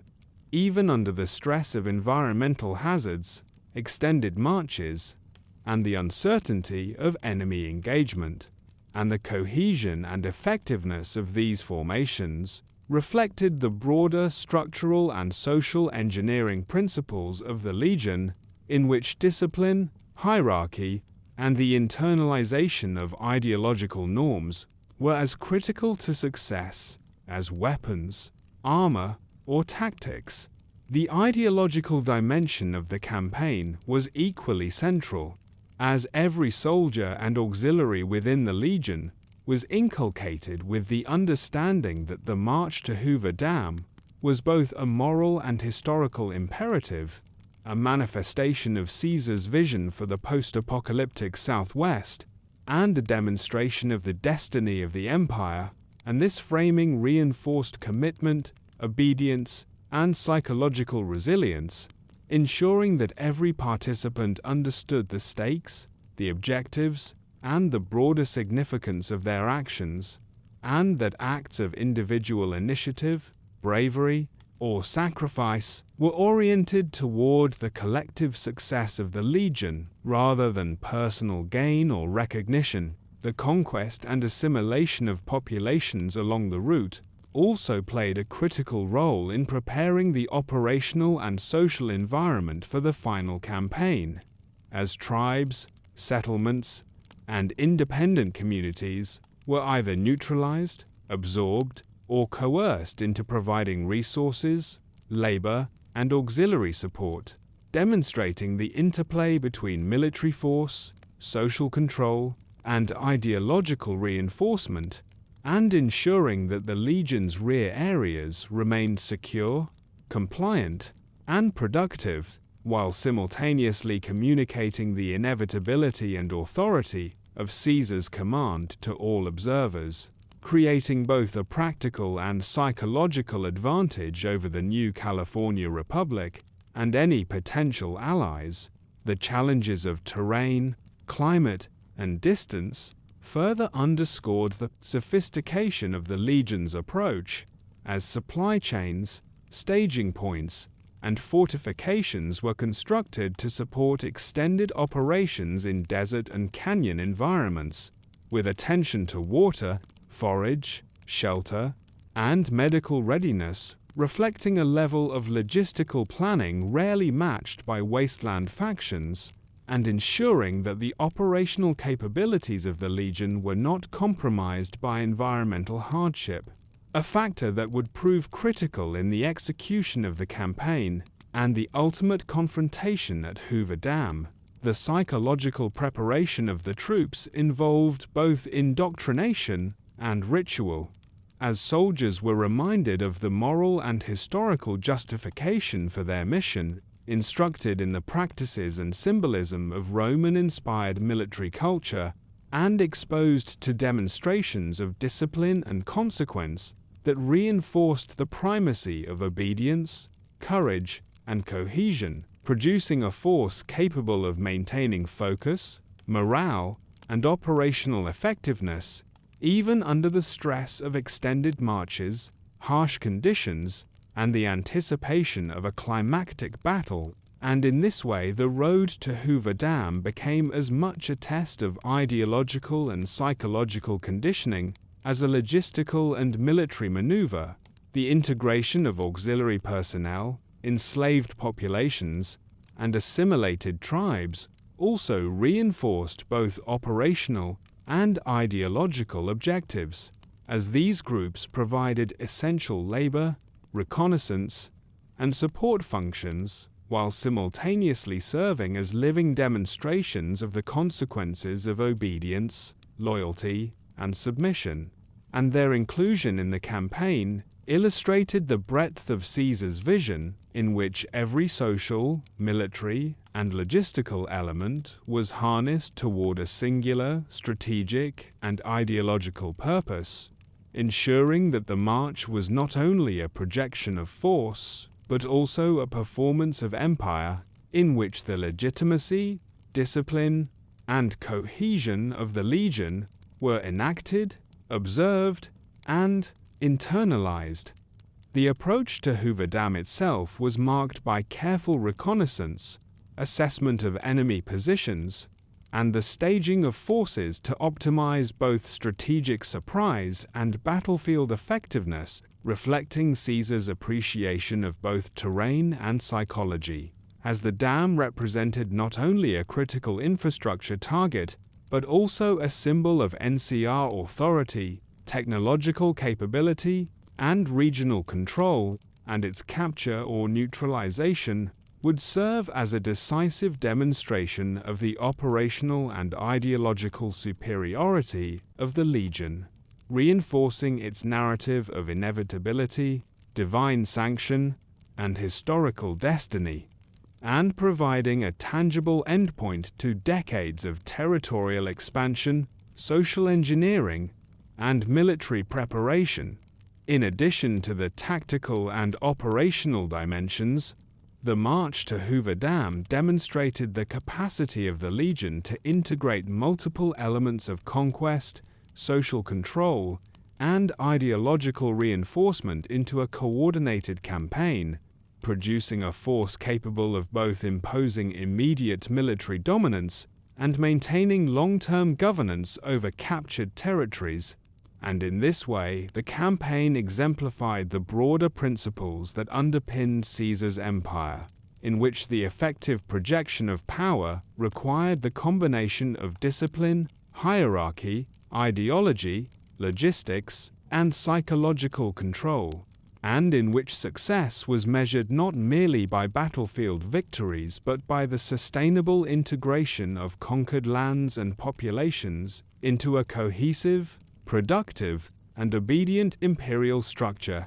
Ultimately, the road to Hoover Dam serves as a microcosm of the Legion's broader strategic, ideological, and organizational philosophy, illustrating the careful planning, logistical foresight, psychological conditioning, and operational discipline that allowed a relatively small but highly organized and ideologically coherent force to challenge a larger, resource-rich, and bureaucratically structured adversary, like the new California Republic, and highlighting the centrality of Caesar's leadership, vision, and authority in orchestrating a campaign that combined military effectiveness, social engineering, and ideological enforcement into a singularly powerful instrument of conquest, demonstrating that the Legion's strength derived not only from weapons and soldiers but from the deliberate integration of every aspect of its organizational,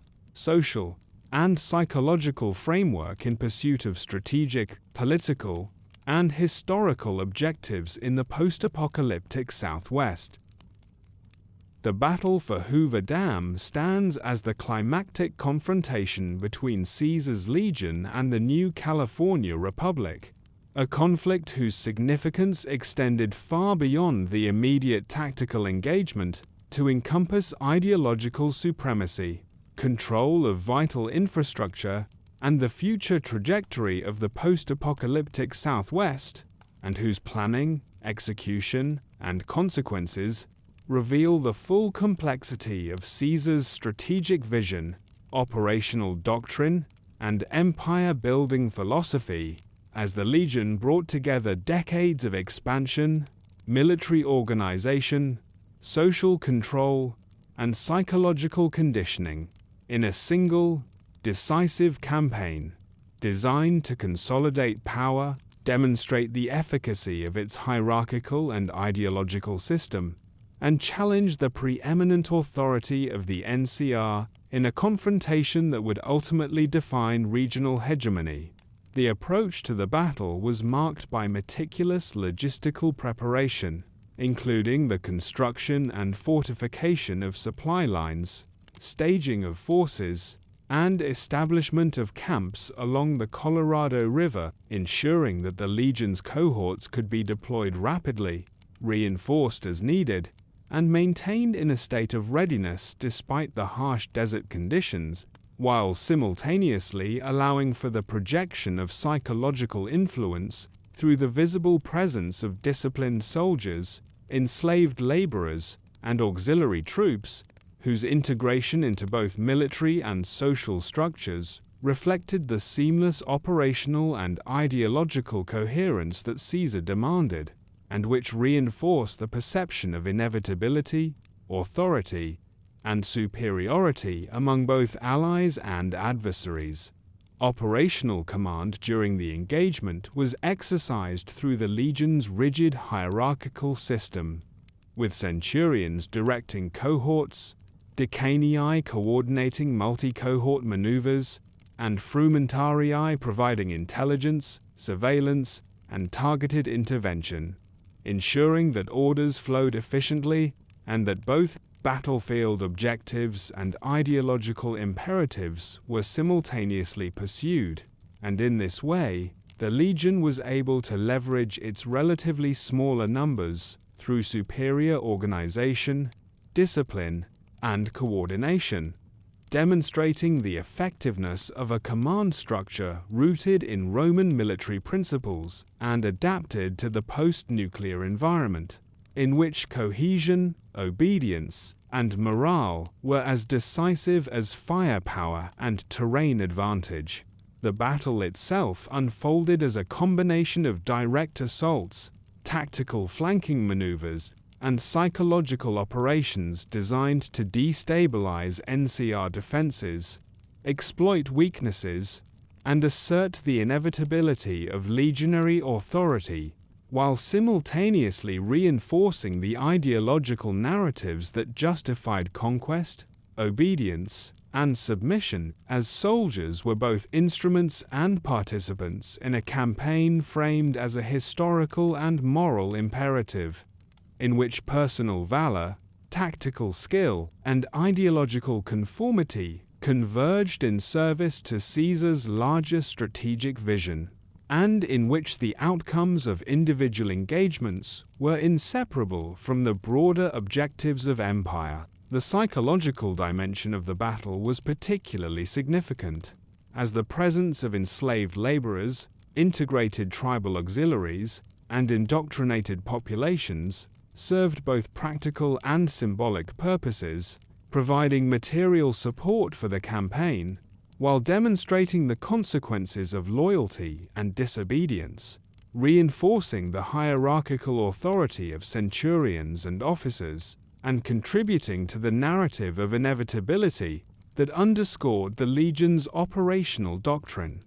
creating a battlefield environment in which the perception of cohesion, discipline, and omnipresent command amplified the effectiveness of tactical maneuvers, and instilled both fear and respect in the NCR defenders, whose awareness of the Legion's reputation for ruthlessness and strategic competence influenced decision-making and morale. In addition to the physical and psychological components, the engagement at Hoover Dam required the precise coordination of multiple logistical and operational elements, including the positioning of heavy weapons, management of water and energy resources, oversight of transportation and supply routes, and contingency planning for both reinforcement and retreat, reflecting Caesar's understanding that victory depended not solely on direct combat, but on the integration of every facet of military,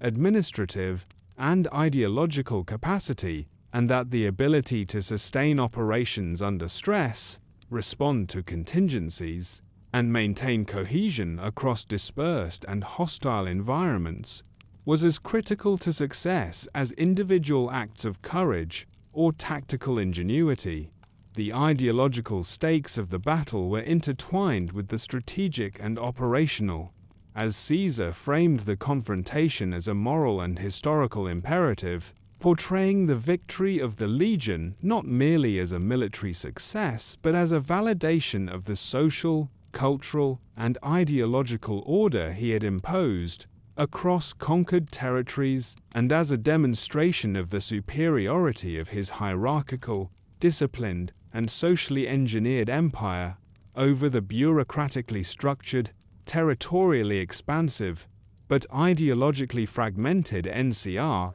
and this framing reinforced loyalty, cohesion, and morale among his troops, while simultaneously providing a psychological lever against opponents, allies, and neutral observers, who perceived the Legion as a force with both practical competence and moral inevitability. The tactical execution of the battle emphasized flexibility within discipline, as centurions adapted their cohorts to terrain, enemy movements, and unexpected contingencies, while maintaining strict adherence to strategic directives, command hierarchies, and ideological principles, demonstrating the Legion's capacity to integrate autonomy, judgment, and initiative within a rigid command structure, and ensuring that operational objectives were achieved without compromising cohesion, obedience, or morale,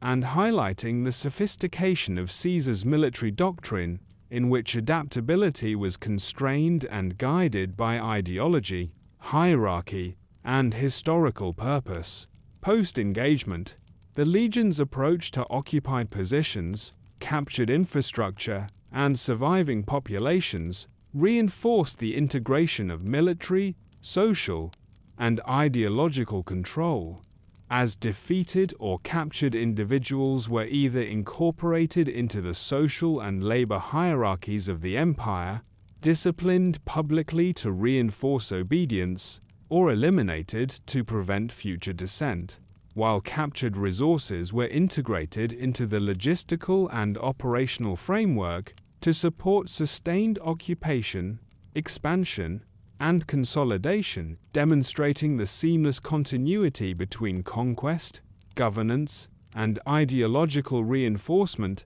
that characterized the Legion's approach to empire building, and which ensured that battlefield victories translated into durable political, social, and cultural dominance.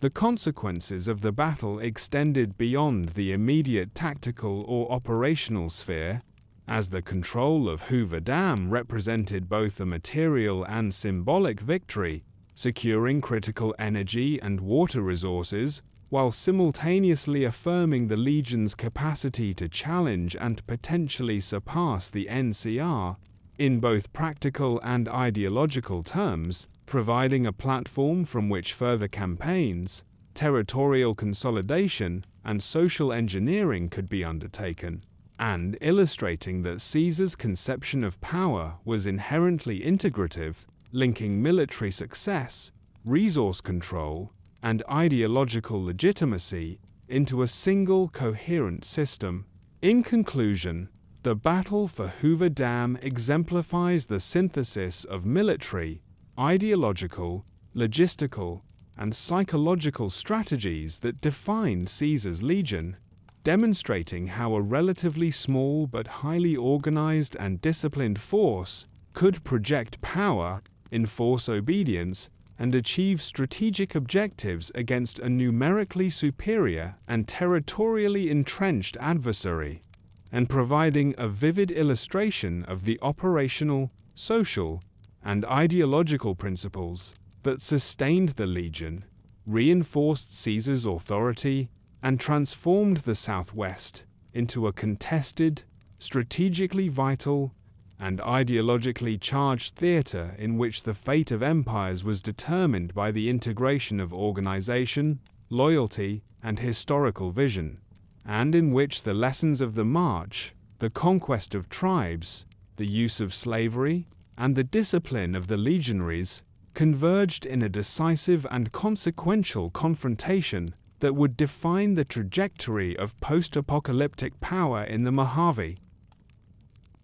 Caesar's Legion was not only a military powerhouse but also a politically astute entity, whose strategy and diplomacy were deliberately constructed to reinforce its expansion, maintain cohesion among diverse populations, and project ideological authority across the post-apocalyptic Southwest. And in analyzing the Legion's political operations, it becomes clear that Caesar viewed diplomacy not as a separate or subordinate function, but as an integral component of empire building, wherein alliances, negotiations, and coercive persuasion were orchestrated to achieve both strategic objectives and the perpetuation of his ideological framework, and that political engagement, whether with tribes, independent settlements, or rival factions like the New California Republic, was designed to enhance military effectiveness, secure resources, and extend the influence of the Legion without unnecessary expenditure of manpower or exposure to risk. One of the core principles of the Legion's political strategy was the selective use of coercion and inducement to integrate allied or subjugated populations,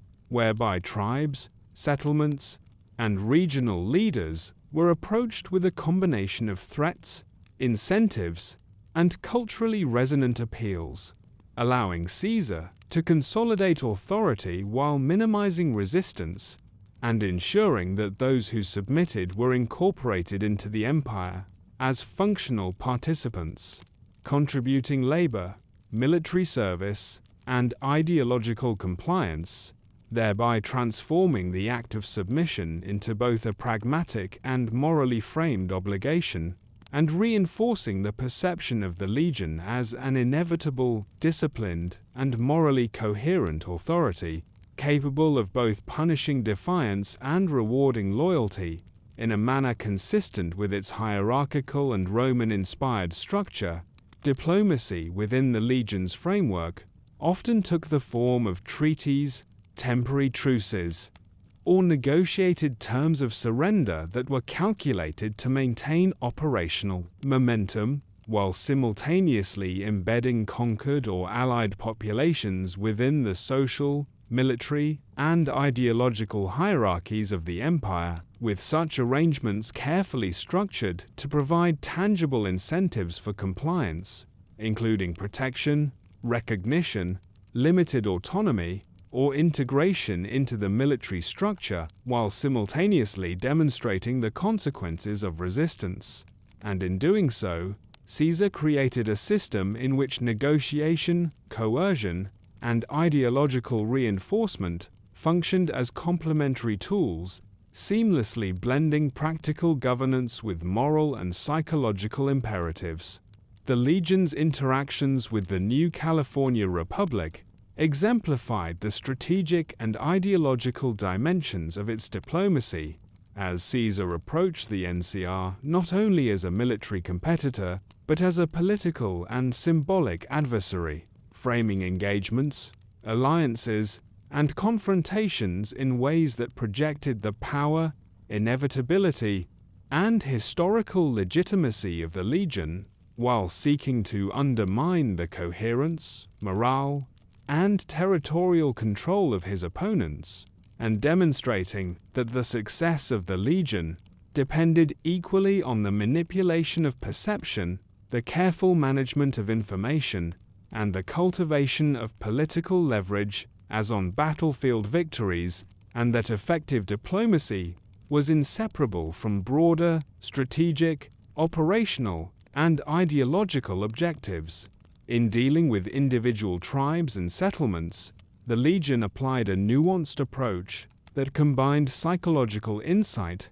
historical precedent, and operational pragmatism, exploiting existing rivalries, social divisions, or leadership structures to secure cooperation, while simultaneously using ritualized punishment, public demonstrations of authority, and ideological instruction to reinforce cohesion and compliance, creating a predictable and disciplined pattern of submission and integration that extended the operational and ideological reach of the empire and ensured that Caesar's vision for social order, military efficiency, and political control was internalized at every level, from leadership elites to the rank-and-file population. Political strategy also involved the careful use of intermediaries and specialized agents, most notably the frumentarii, who acted as both intelligence operatives and instruments of persuasion, capable of influencing local leaders, monitoring loyalty, and enforcing the ideological orthodoxy of the legion. And in this dual capacity, the frumentarii provided the necessary bridge between coercion, negotiation, and administration, ensuring that political agreements were not merely symbolic, but practically enforced, and that every act of submission, alliance, or tribute contributed to the broader goals of cohesion, obedience, and territorial control. Beyond coercion and inducement, Caesar's diplomacy incorporated elements of cultural and ideological assimilation, leveraging symbols, rituals, and Roman-inspired practices to present the legion as a civilizing force, capable of providing order, stability, and moral purpose in a chaotic post-nuclear world. And in this context, political strategy served a dual function. It facilitated the practical management of conquered populations, while simultaneously reinforcing the ideological legitimacy of the empire, shaping perceptions, and producing a moral and psychological rationale for obedience that extended beyond fear and into a sense of historical inevitability, ensuring that political compliance was accompanied by ideological internalization, social cohesion, and long-term loyalty, resource allocation, governance, and administrative control were also essential components of political strategy, as Caesar ensured that territories under legion authority were organized efficiently, that labor and military assets were deployed to maximize productivity and security, and that wealth, food, and critical infrastructure were distributed in ways that reinforced hierarchy, rewarded loyalty, and punished deviation, creating a system in which political obedience, social compliance, and operational efficiency were mutually reinforcing, and where the structure of governance itself became a tool for both practical administration and ideological indoctrination, ensuring the enduring stability of the empire. Alliances with neutral factions or semi-independent groups were approached with similar rigor, as Caesar employed a combination of negotiation, demonstration of military capability, and ideological framing to shape outcomes favorable to the legion, often securing non-aggression pacts, tribute, or auxiliary support without engaging in full-scale conflict, demonstrating an understanding that strategic patience, selective coercion, and ideological positioning could achieve objectives more efficiently than open confrontation, and that effective political engagement required both long-term vision and precise management of perception, authority, and compliance. The interplay of military and political strategy was evident in the orchestration of campaigns, the sequencing of territorial expansion, and the management of rival factions, with political objectives shaping operational decisions and battlefield actions serving broader diplomatic and ideological purposes, illustrating that in the legion's conception, power was integrative, combining military, social, economic, and ideological elements into a single coherent framework in which diplomacy was inseparable from conquest, governance, and empire building, and where the success of the legion relied equally on the perception of legitimacy, operational capability, and the internalization of ideological norms across populations and territories. In conclusion, the political strategy and diplomacy of Caesar's legion reveal a deliberate and sophisticated understanding of power, influence, and governance in the post-apocalyptic Southwest, demonstrating that Caesar's empire was sustained not merely through force of arms, but through the careful integration of coercion, inducement, ideology, and administrative control, and that every treaty, negotiation, or act of submission served simultaneously to secure resources, reinforce obedience, maintain hierarchy, and project the historical and moral authority of the legion, ensuring that the empire was both resilient and adaptive, capable of managing diverse populations, integrating conquered peoples, and projecting power across vast and hostile territories. And in doing so, the legion exemplifies the complex interplay of military strategy, political calculation, and ideological enforcement that defines one of the most formidable and enduring post-apocalyptic empires in Fallout New Vegas. The ideology and indoctrination of Caesar's legion represent the foundational mechanisms through which the empire maintained cohesion, discipline, and long-term loyalty, transforming disparate populations, enslaved peoples, and soldiers into integrated components of a single, hierarchical, and ideologically unified entity. And in examining these processes, it becomes evident that Caesar's approach combined historical precedent, psychological conditioning, ritualized reinforcement, and practical application to ensure that obedience, loyalty, and internalization of the legion's moral and strategic code were inseparable from survival, identity, and purpose, and that every act of conquest, labor, or military service was framed within a broader historical and ideological narrative designed to justify the hierarchy, the use of force, and the centrality of Caesar's authority, indoctrination began immediately upon recruitment or capture, as new soldiers, auxiliaries, or assimilated populations were immersed in a system of rigorous instruction encompassing Roman-inspired moral codes, martial discipline, historical narratives, and ideological tenets, creating a cognitive framework in which personal identity, social status, and survival were linked directly to obedience, performance, and acceptance of the legion's hierarchical order,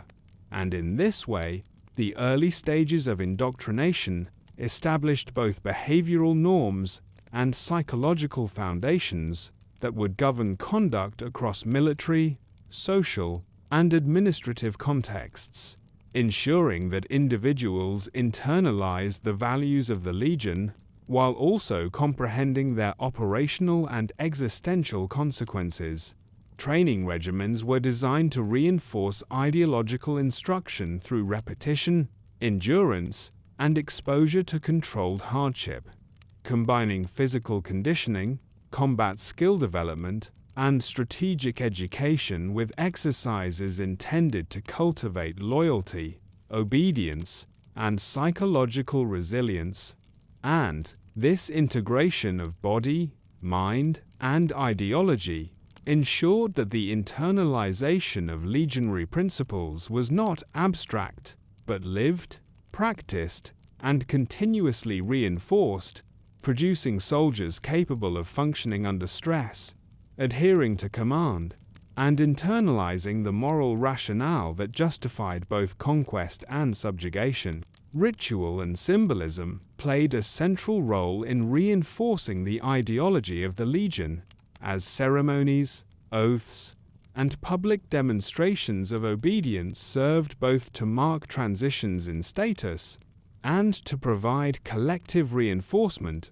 of hierarchical and moral norms, creating a socially visible, psychologically resonant environment in which individual conduct was continuously monitored and shaped by both peers and officers, and where the consequences of deviation were immediate, public, and ideologically framed,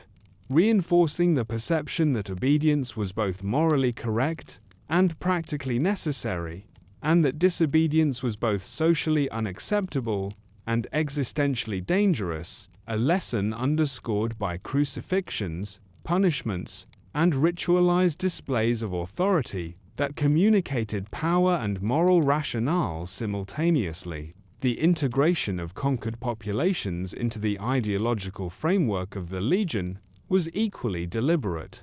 as enslaved peoples, tribal auxiliaries, and assimilated communities were subjected to instruction, observation, and participation in rituals, military training, and labor structures designed to socialize them into the values, hierarchies, and operational priorities of the empire, ensuring that the ideological reach of Caesar extended beyond soldiers to all individuals within the controlled territories, and that compliance, loyalty, and productivity were continuously reinforced through both coercion and culturally mediated internalization. Ideology was reinforced through the narrative construction of history, morality, and destiny, as Caesar positioned the legion as the inheritor of Roman virtues, the arbiter of order in a chaotic wasteland, and the inevitable force of civilization and moral rectitude, creating a cognitive framework in which individual actions, military engagements, and societal roles were interpreted as part of a broader historical and moral continuum, and where internalization of these narratives provided psychological justification for acts of conquest, subjugation, and discipline. allowing soldiers and assimilated populations to perceive their roles not merely as survival strategies, but as morally and historically sanctioned contributions to a universal order defined by the Legion. Indoctrination was reinforced continuously through observation, monitoring, and the operation of hierarchical structures, as centurions, decanii, and frumentarii maintained oversight of behavior, performance, and ideological conformity, identifying deviations, applying correction, and rewarding exemplary adherence, producing a feedback system in which obedience was normalized, loyalty was incentivized, and ideological internalization became both a practical necessity and a social expectation, and in this way, the structures of authority, social hierarchy, and operational command served simultaneously as instruments of governance, military efficiency, and psychological reinforcement. The psychological dimension of indoctrination relied not only on instruction and ritual, but also on the deliberate application of fear, authority, and social modeling, exposing individuals to the consequences of disobedience, the rewards of compliance, and the visible enforcement of hierarchy, creating a pervasive environment in which internalization of the Legion's values was both rational and adaptive, and where individuals learned to navigate survival, identity, and moral reasoning within the boundaries defined by Caesar's authority, producing a population whose loyalty and behavior were predictably aligned with the goals of the empire. Ideological training also encompassed reinforcement of the Legion's moral codes regarding conduct, warfare, gender roles, and treatment of populations, integrating legal, ethical, and practical considerations into a unified framework that governed both military and civilian life, ensuring that actions were consistently evaluated against the expectations of the state and the historical narrative, and that obedience was interpreted as both morally right and strategically necessary, producing a disciplined, cohesive, and ideologically coherent force capable of sustaining long-term campaigns and governance across diverse and challenging territories. The effectiveness of indoctrination extended beyond the individual to influence collective behavior, as shared rituals, social hierarchies, and communal reinforcement created an environment in which conformity, obedience, and ideological adherence were socially normative, continually validated through group observation, shared labor, collective participation in rituals, and coordinated military activities, and where deviation was both socially and physically penalized, ensuring that the internalization of legionary ideology was amplified through interaction and observation, and embedded within both the social and operational fabric of the empire. In practical terms, the integration of ideology and indoctrination facilitated the seamless coordination of military, social, and administrative functions, allowing soldiers and auxiliary personnel to act autonomously in alignment with strategic objectives, make decisions that reflected both operational priorities and ideological constraints, and participate actively in the maintenance and extension of the empire without constant supervision, demonstrating that the internalization of ideology was not abstract but functional, directly enhancing effectiveness, cohesion, and compliance across every level of the Legion's structure. In conclusion, the ideology and indoctrination of Caesar's Legion were central to its capacity to conquer, govern, and sustain a post-apocalyptic empire, transforming soldiers, enslaved populations, and assimilated communities into disciplined, loyal, and ideologically aligned participants in a hierarchical and morally coherent system and ensuring that every act of obedience, conquest, or labor was simultaneously operationally useful and ideologically meaningful, and it is through this intricate integration of psychological, social, and operational mechanisms that the Legion achieved cohesion, resilience, and enduring authority, demonstrating that Caesar's empire was as much a product of disciplined thought, internalized values, and historical narrative as it was of weapons, soldiers, or fortifications, and that the maintenance of power depended as much on belief and identity as on conquest and coercion.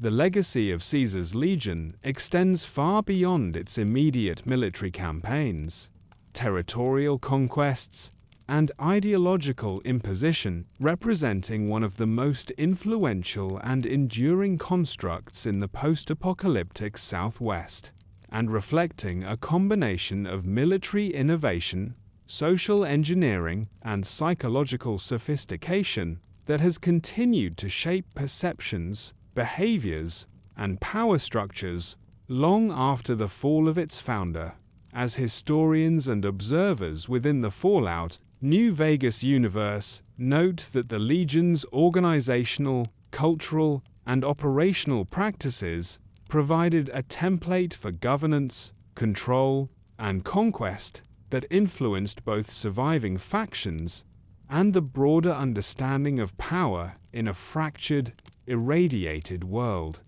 And in examining this legacy, it becomes clear that Caesar's vision was not merely about conquest or dominance, but about the creation of a durable, ideologically coherent system capable of sustaining authority, integrating diverse populations, and projecting influence across vast, contested territories, while embedding principles of hierarchy, obedience, and historical inevitability into the consciousness of both participants and observers. The most immediate and tangible aspect of the Legion's legacy was the preservation and demonstration of organizational efficiency under extreme post-apocalyptic conditions, as the disciplined structuring of cohorts, centurions, decanii, and auxiliary populations, combined with the integrated use of slavery, frumentary intelligence, and ritualized indoctrination,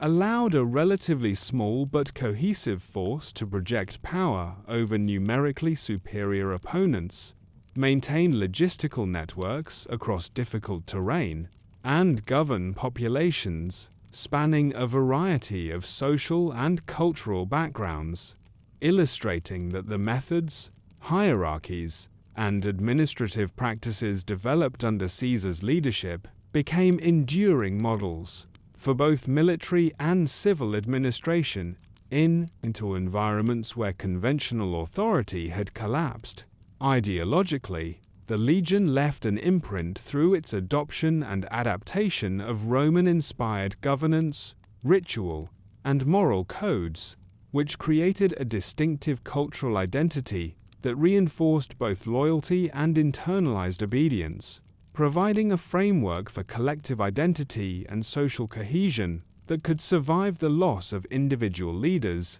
demonstrating that the construction of shared symbols, rituals, and ethical codes was as central to the endurance of power as military success, and that ideology could serve simultaneously as a psychological, social, and operational tool capable of sustaining authority and shaping behaviors across generations. The psychological and social engineering components of the Legion's legacy are also significant, as its practices of indoctrination, ritualized discipline, and hierarchical reinforcement produced populations whose compliance, loyalty, and behavioral predictability became structural assets, and whose internalization of hierarchical norms allowed for decentralized operation and autonomous decision-making within the bounds of the overarching ideological and operational framework,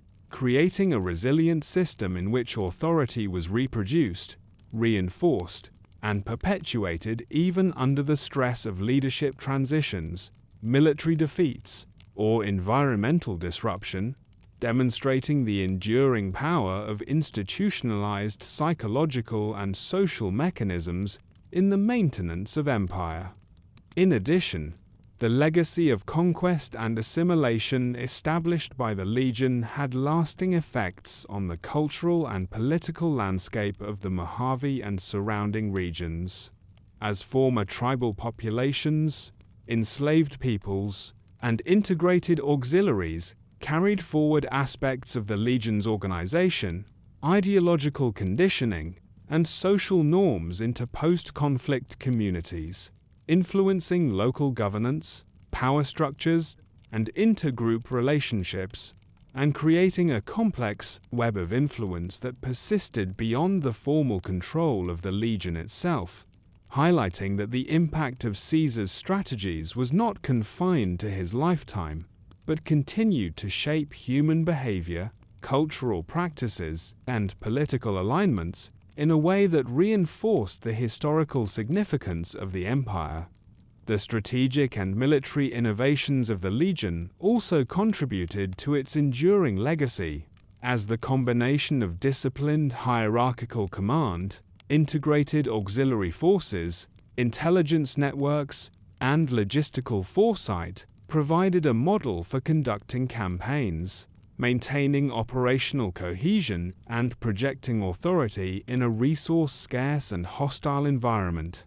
illustrating that lessons learned from the organization, preparation, and execution of Legion campaigns informed subsequent military thinking and the evaluation of tactical and strategic principles by both allies and adversaries, and established a benchmark for operational efficiency in post-apocalyptic conflict that would resonate long after the collapse of the Central Command. The moral and ideological ramifications of the Legion's existence further amplified its legacy, as the fusion of coercion, indoctrination, and hierarchical control demonstrated that authority could be maintained not merely through force, but through the careful manipulation of belief, loyalty, and social expectation,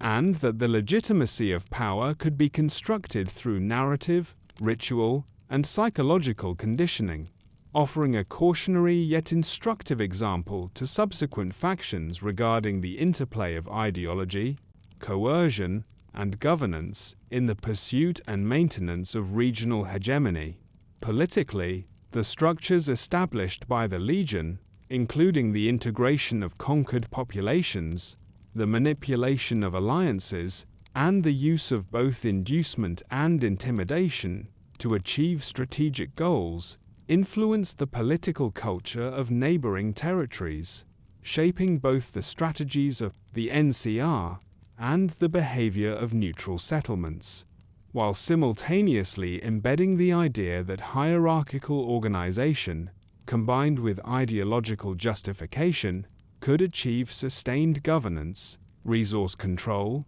and compliance in conditions that would challenge less organized entities, thereby leaving a lasting imprint on the political consciousness of the region. The ethical and societal implications of the Legion's practices also contribute to its legacy,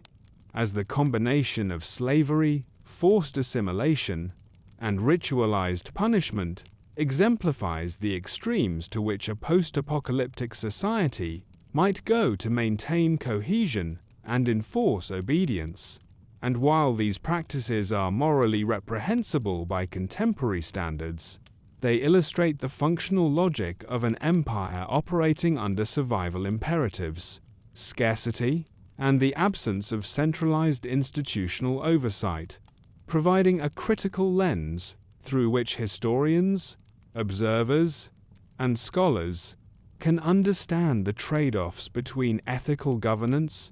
operational effectiveness,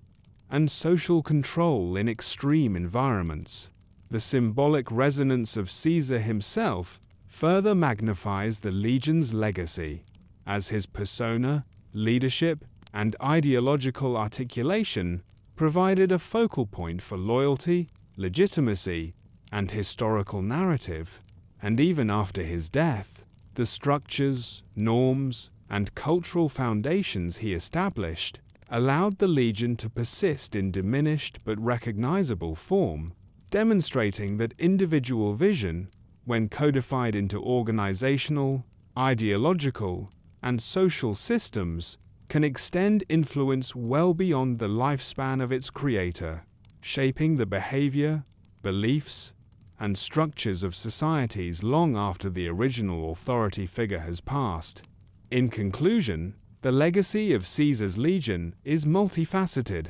encompassing military, political, social, cultural, and ideological dimensions that together constitute one of the most sophisticated and enduring post-apocalyptic experiments in power, governance, and human behavior, illustrating how disciplined organization, integrated ideology, strategic vision, and psychological insight can produce a resilient and influential system capable of shaping both immediate outcomes and long-term historical trajectories, and demonstrating that Caesar's empire, though ultimately challenged and diminished, left a permanent imprint on the Southwest, on surviving societies, and on the conceptual understanding of power, control, and the interplay of ideology and authority in a world shaped by scarcity, danger, and the collapse of pre-war institutions, ensuring that the study of the Legion remains critical for understanding the dynamics of conquest, governance, and human behavior in the Fallout New Vegas universe.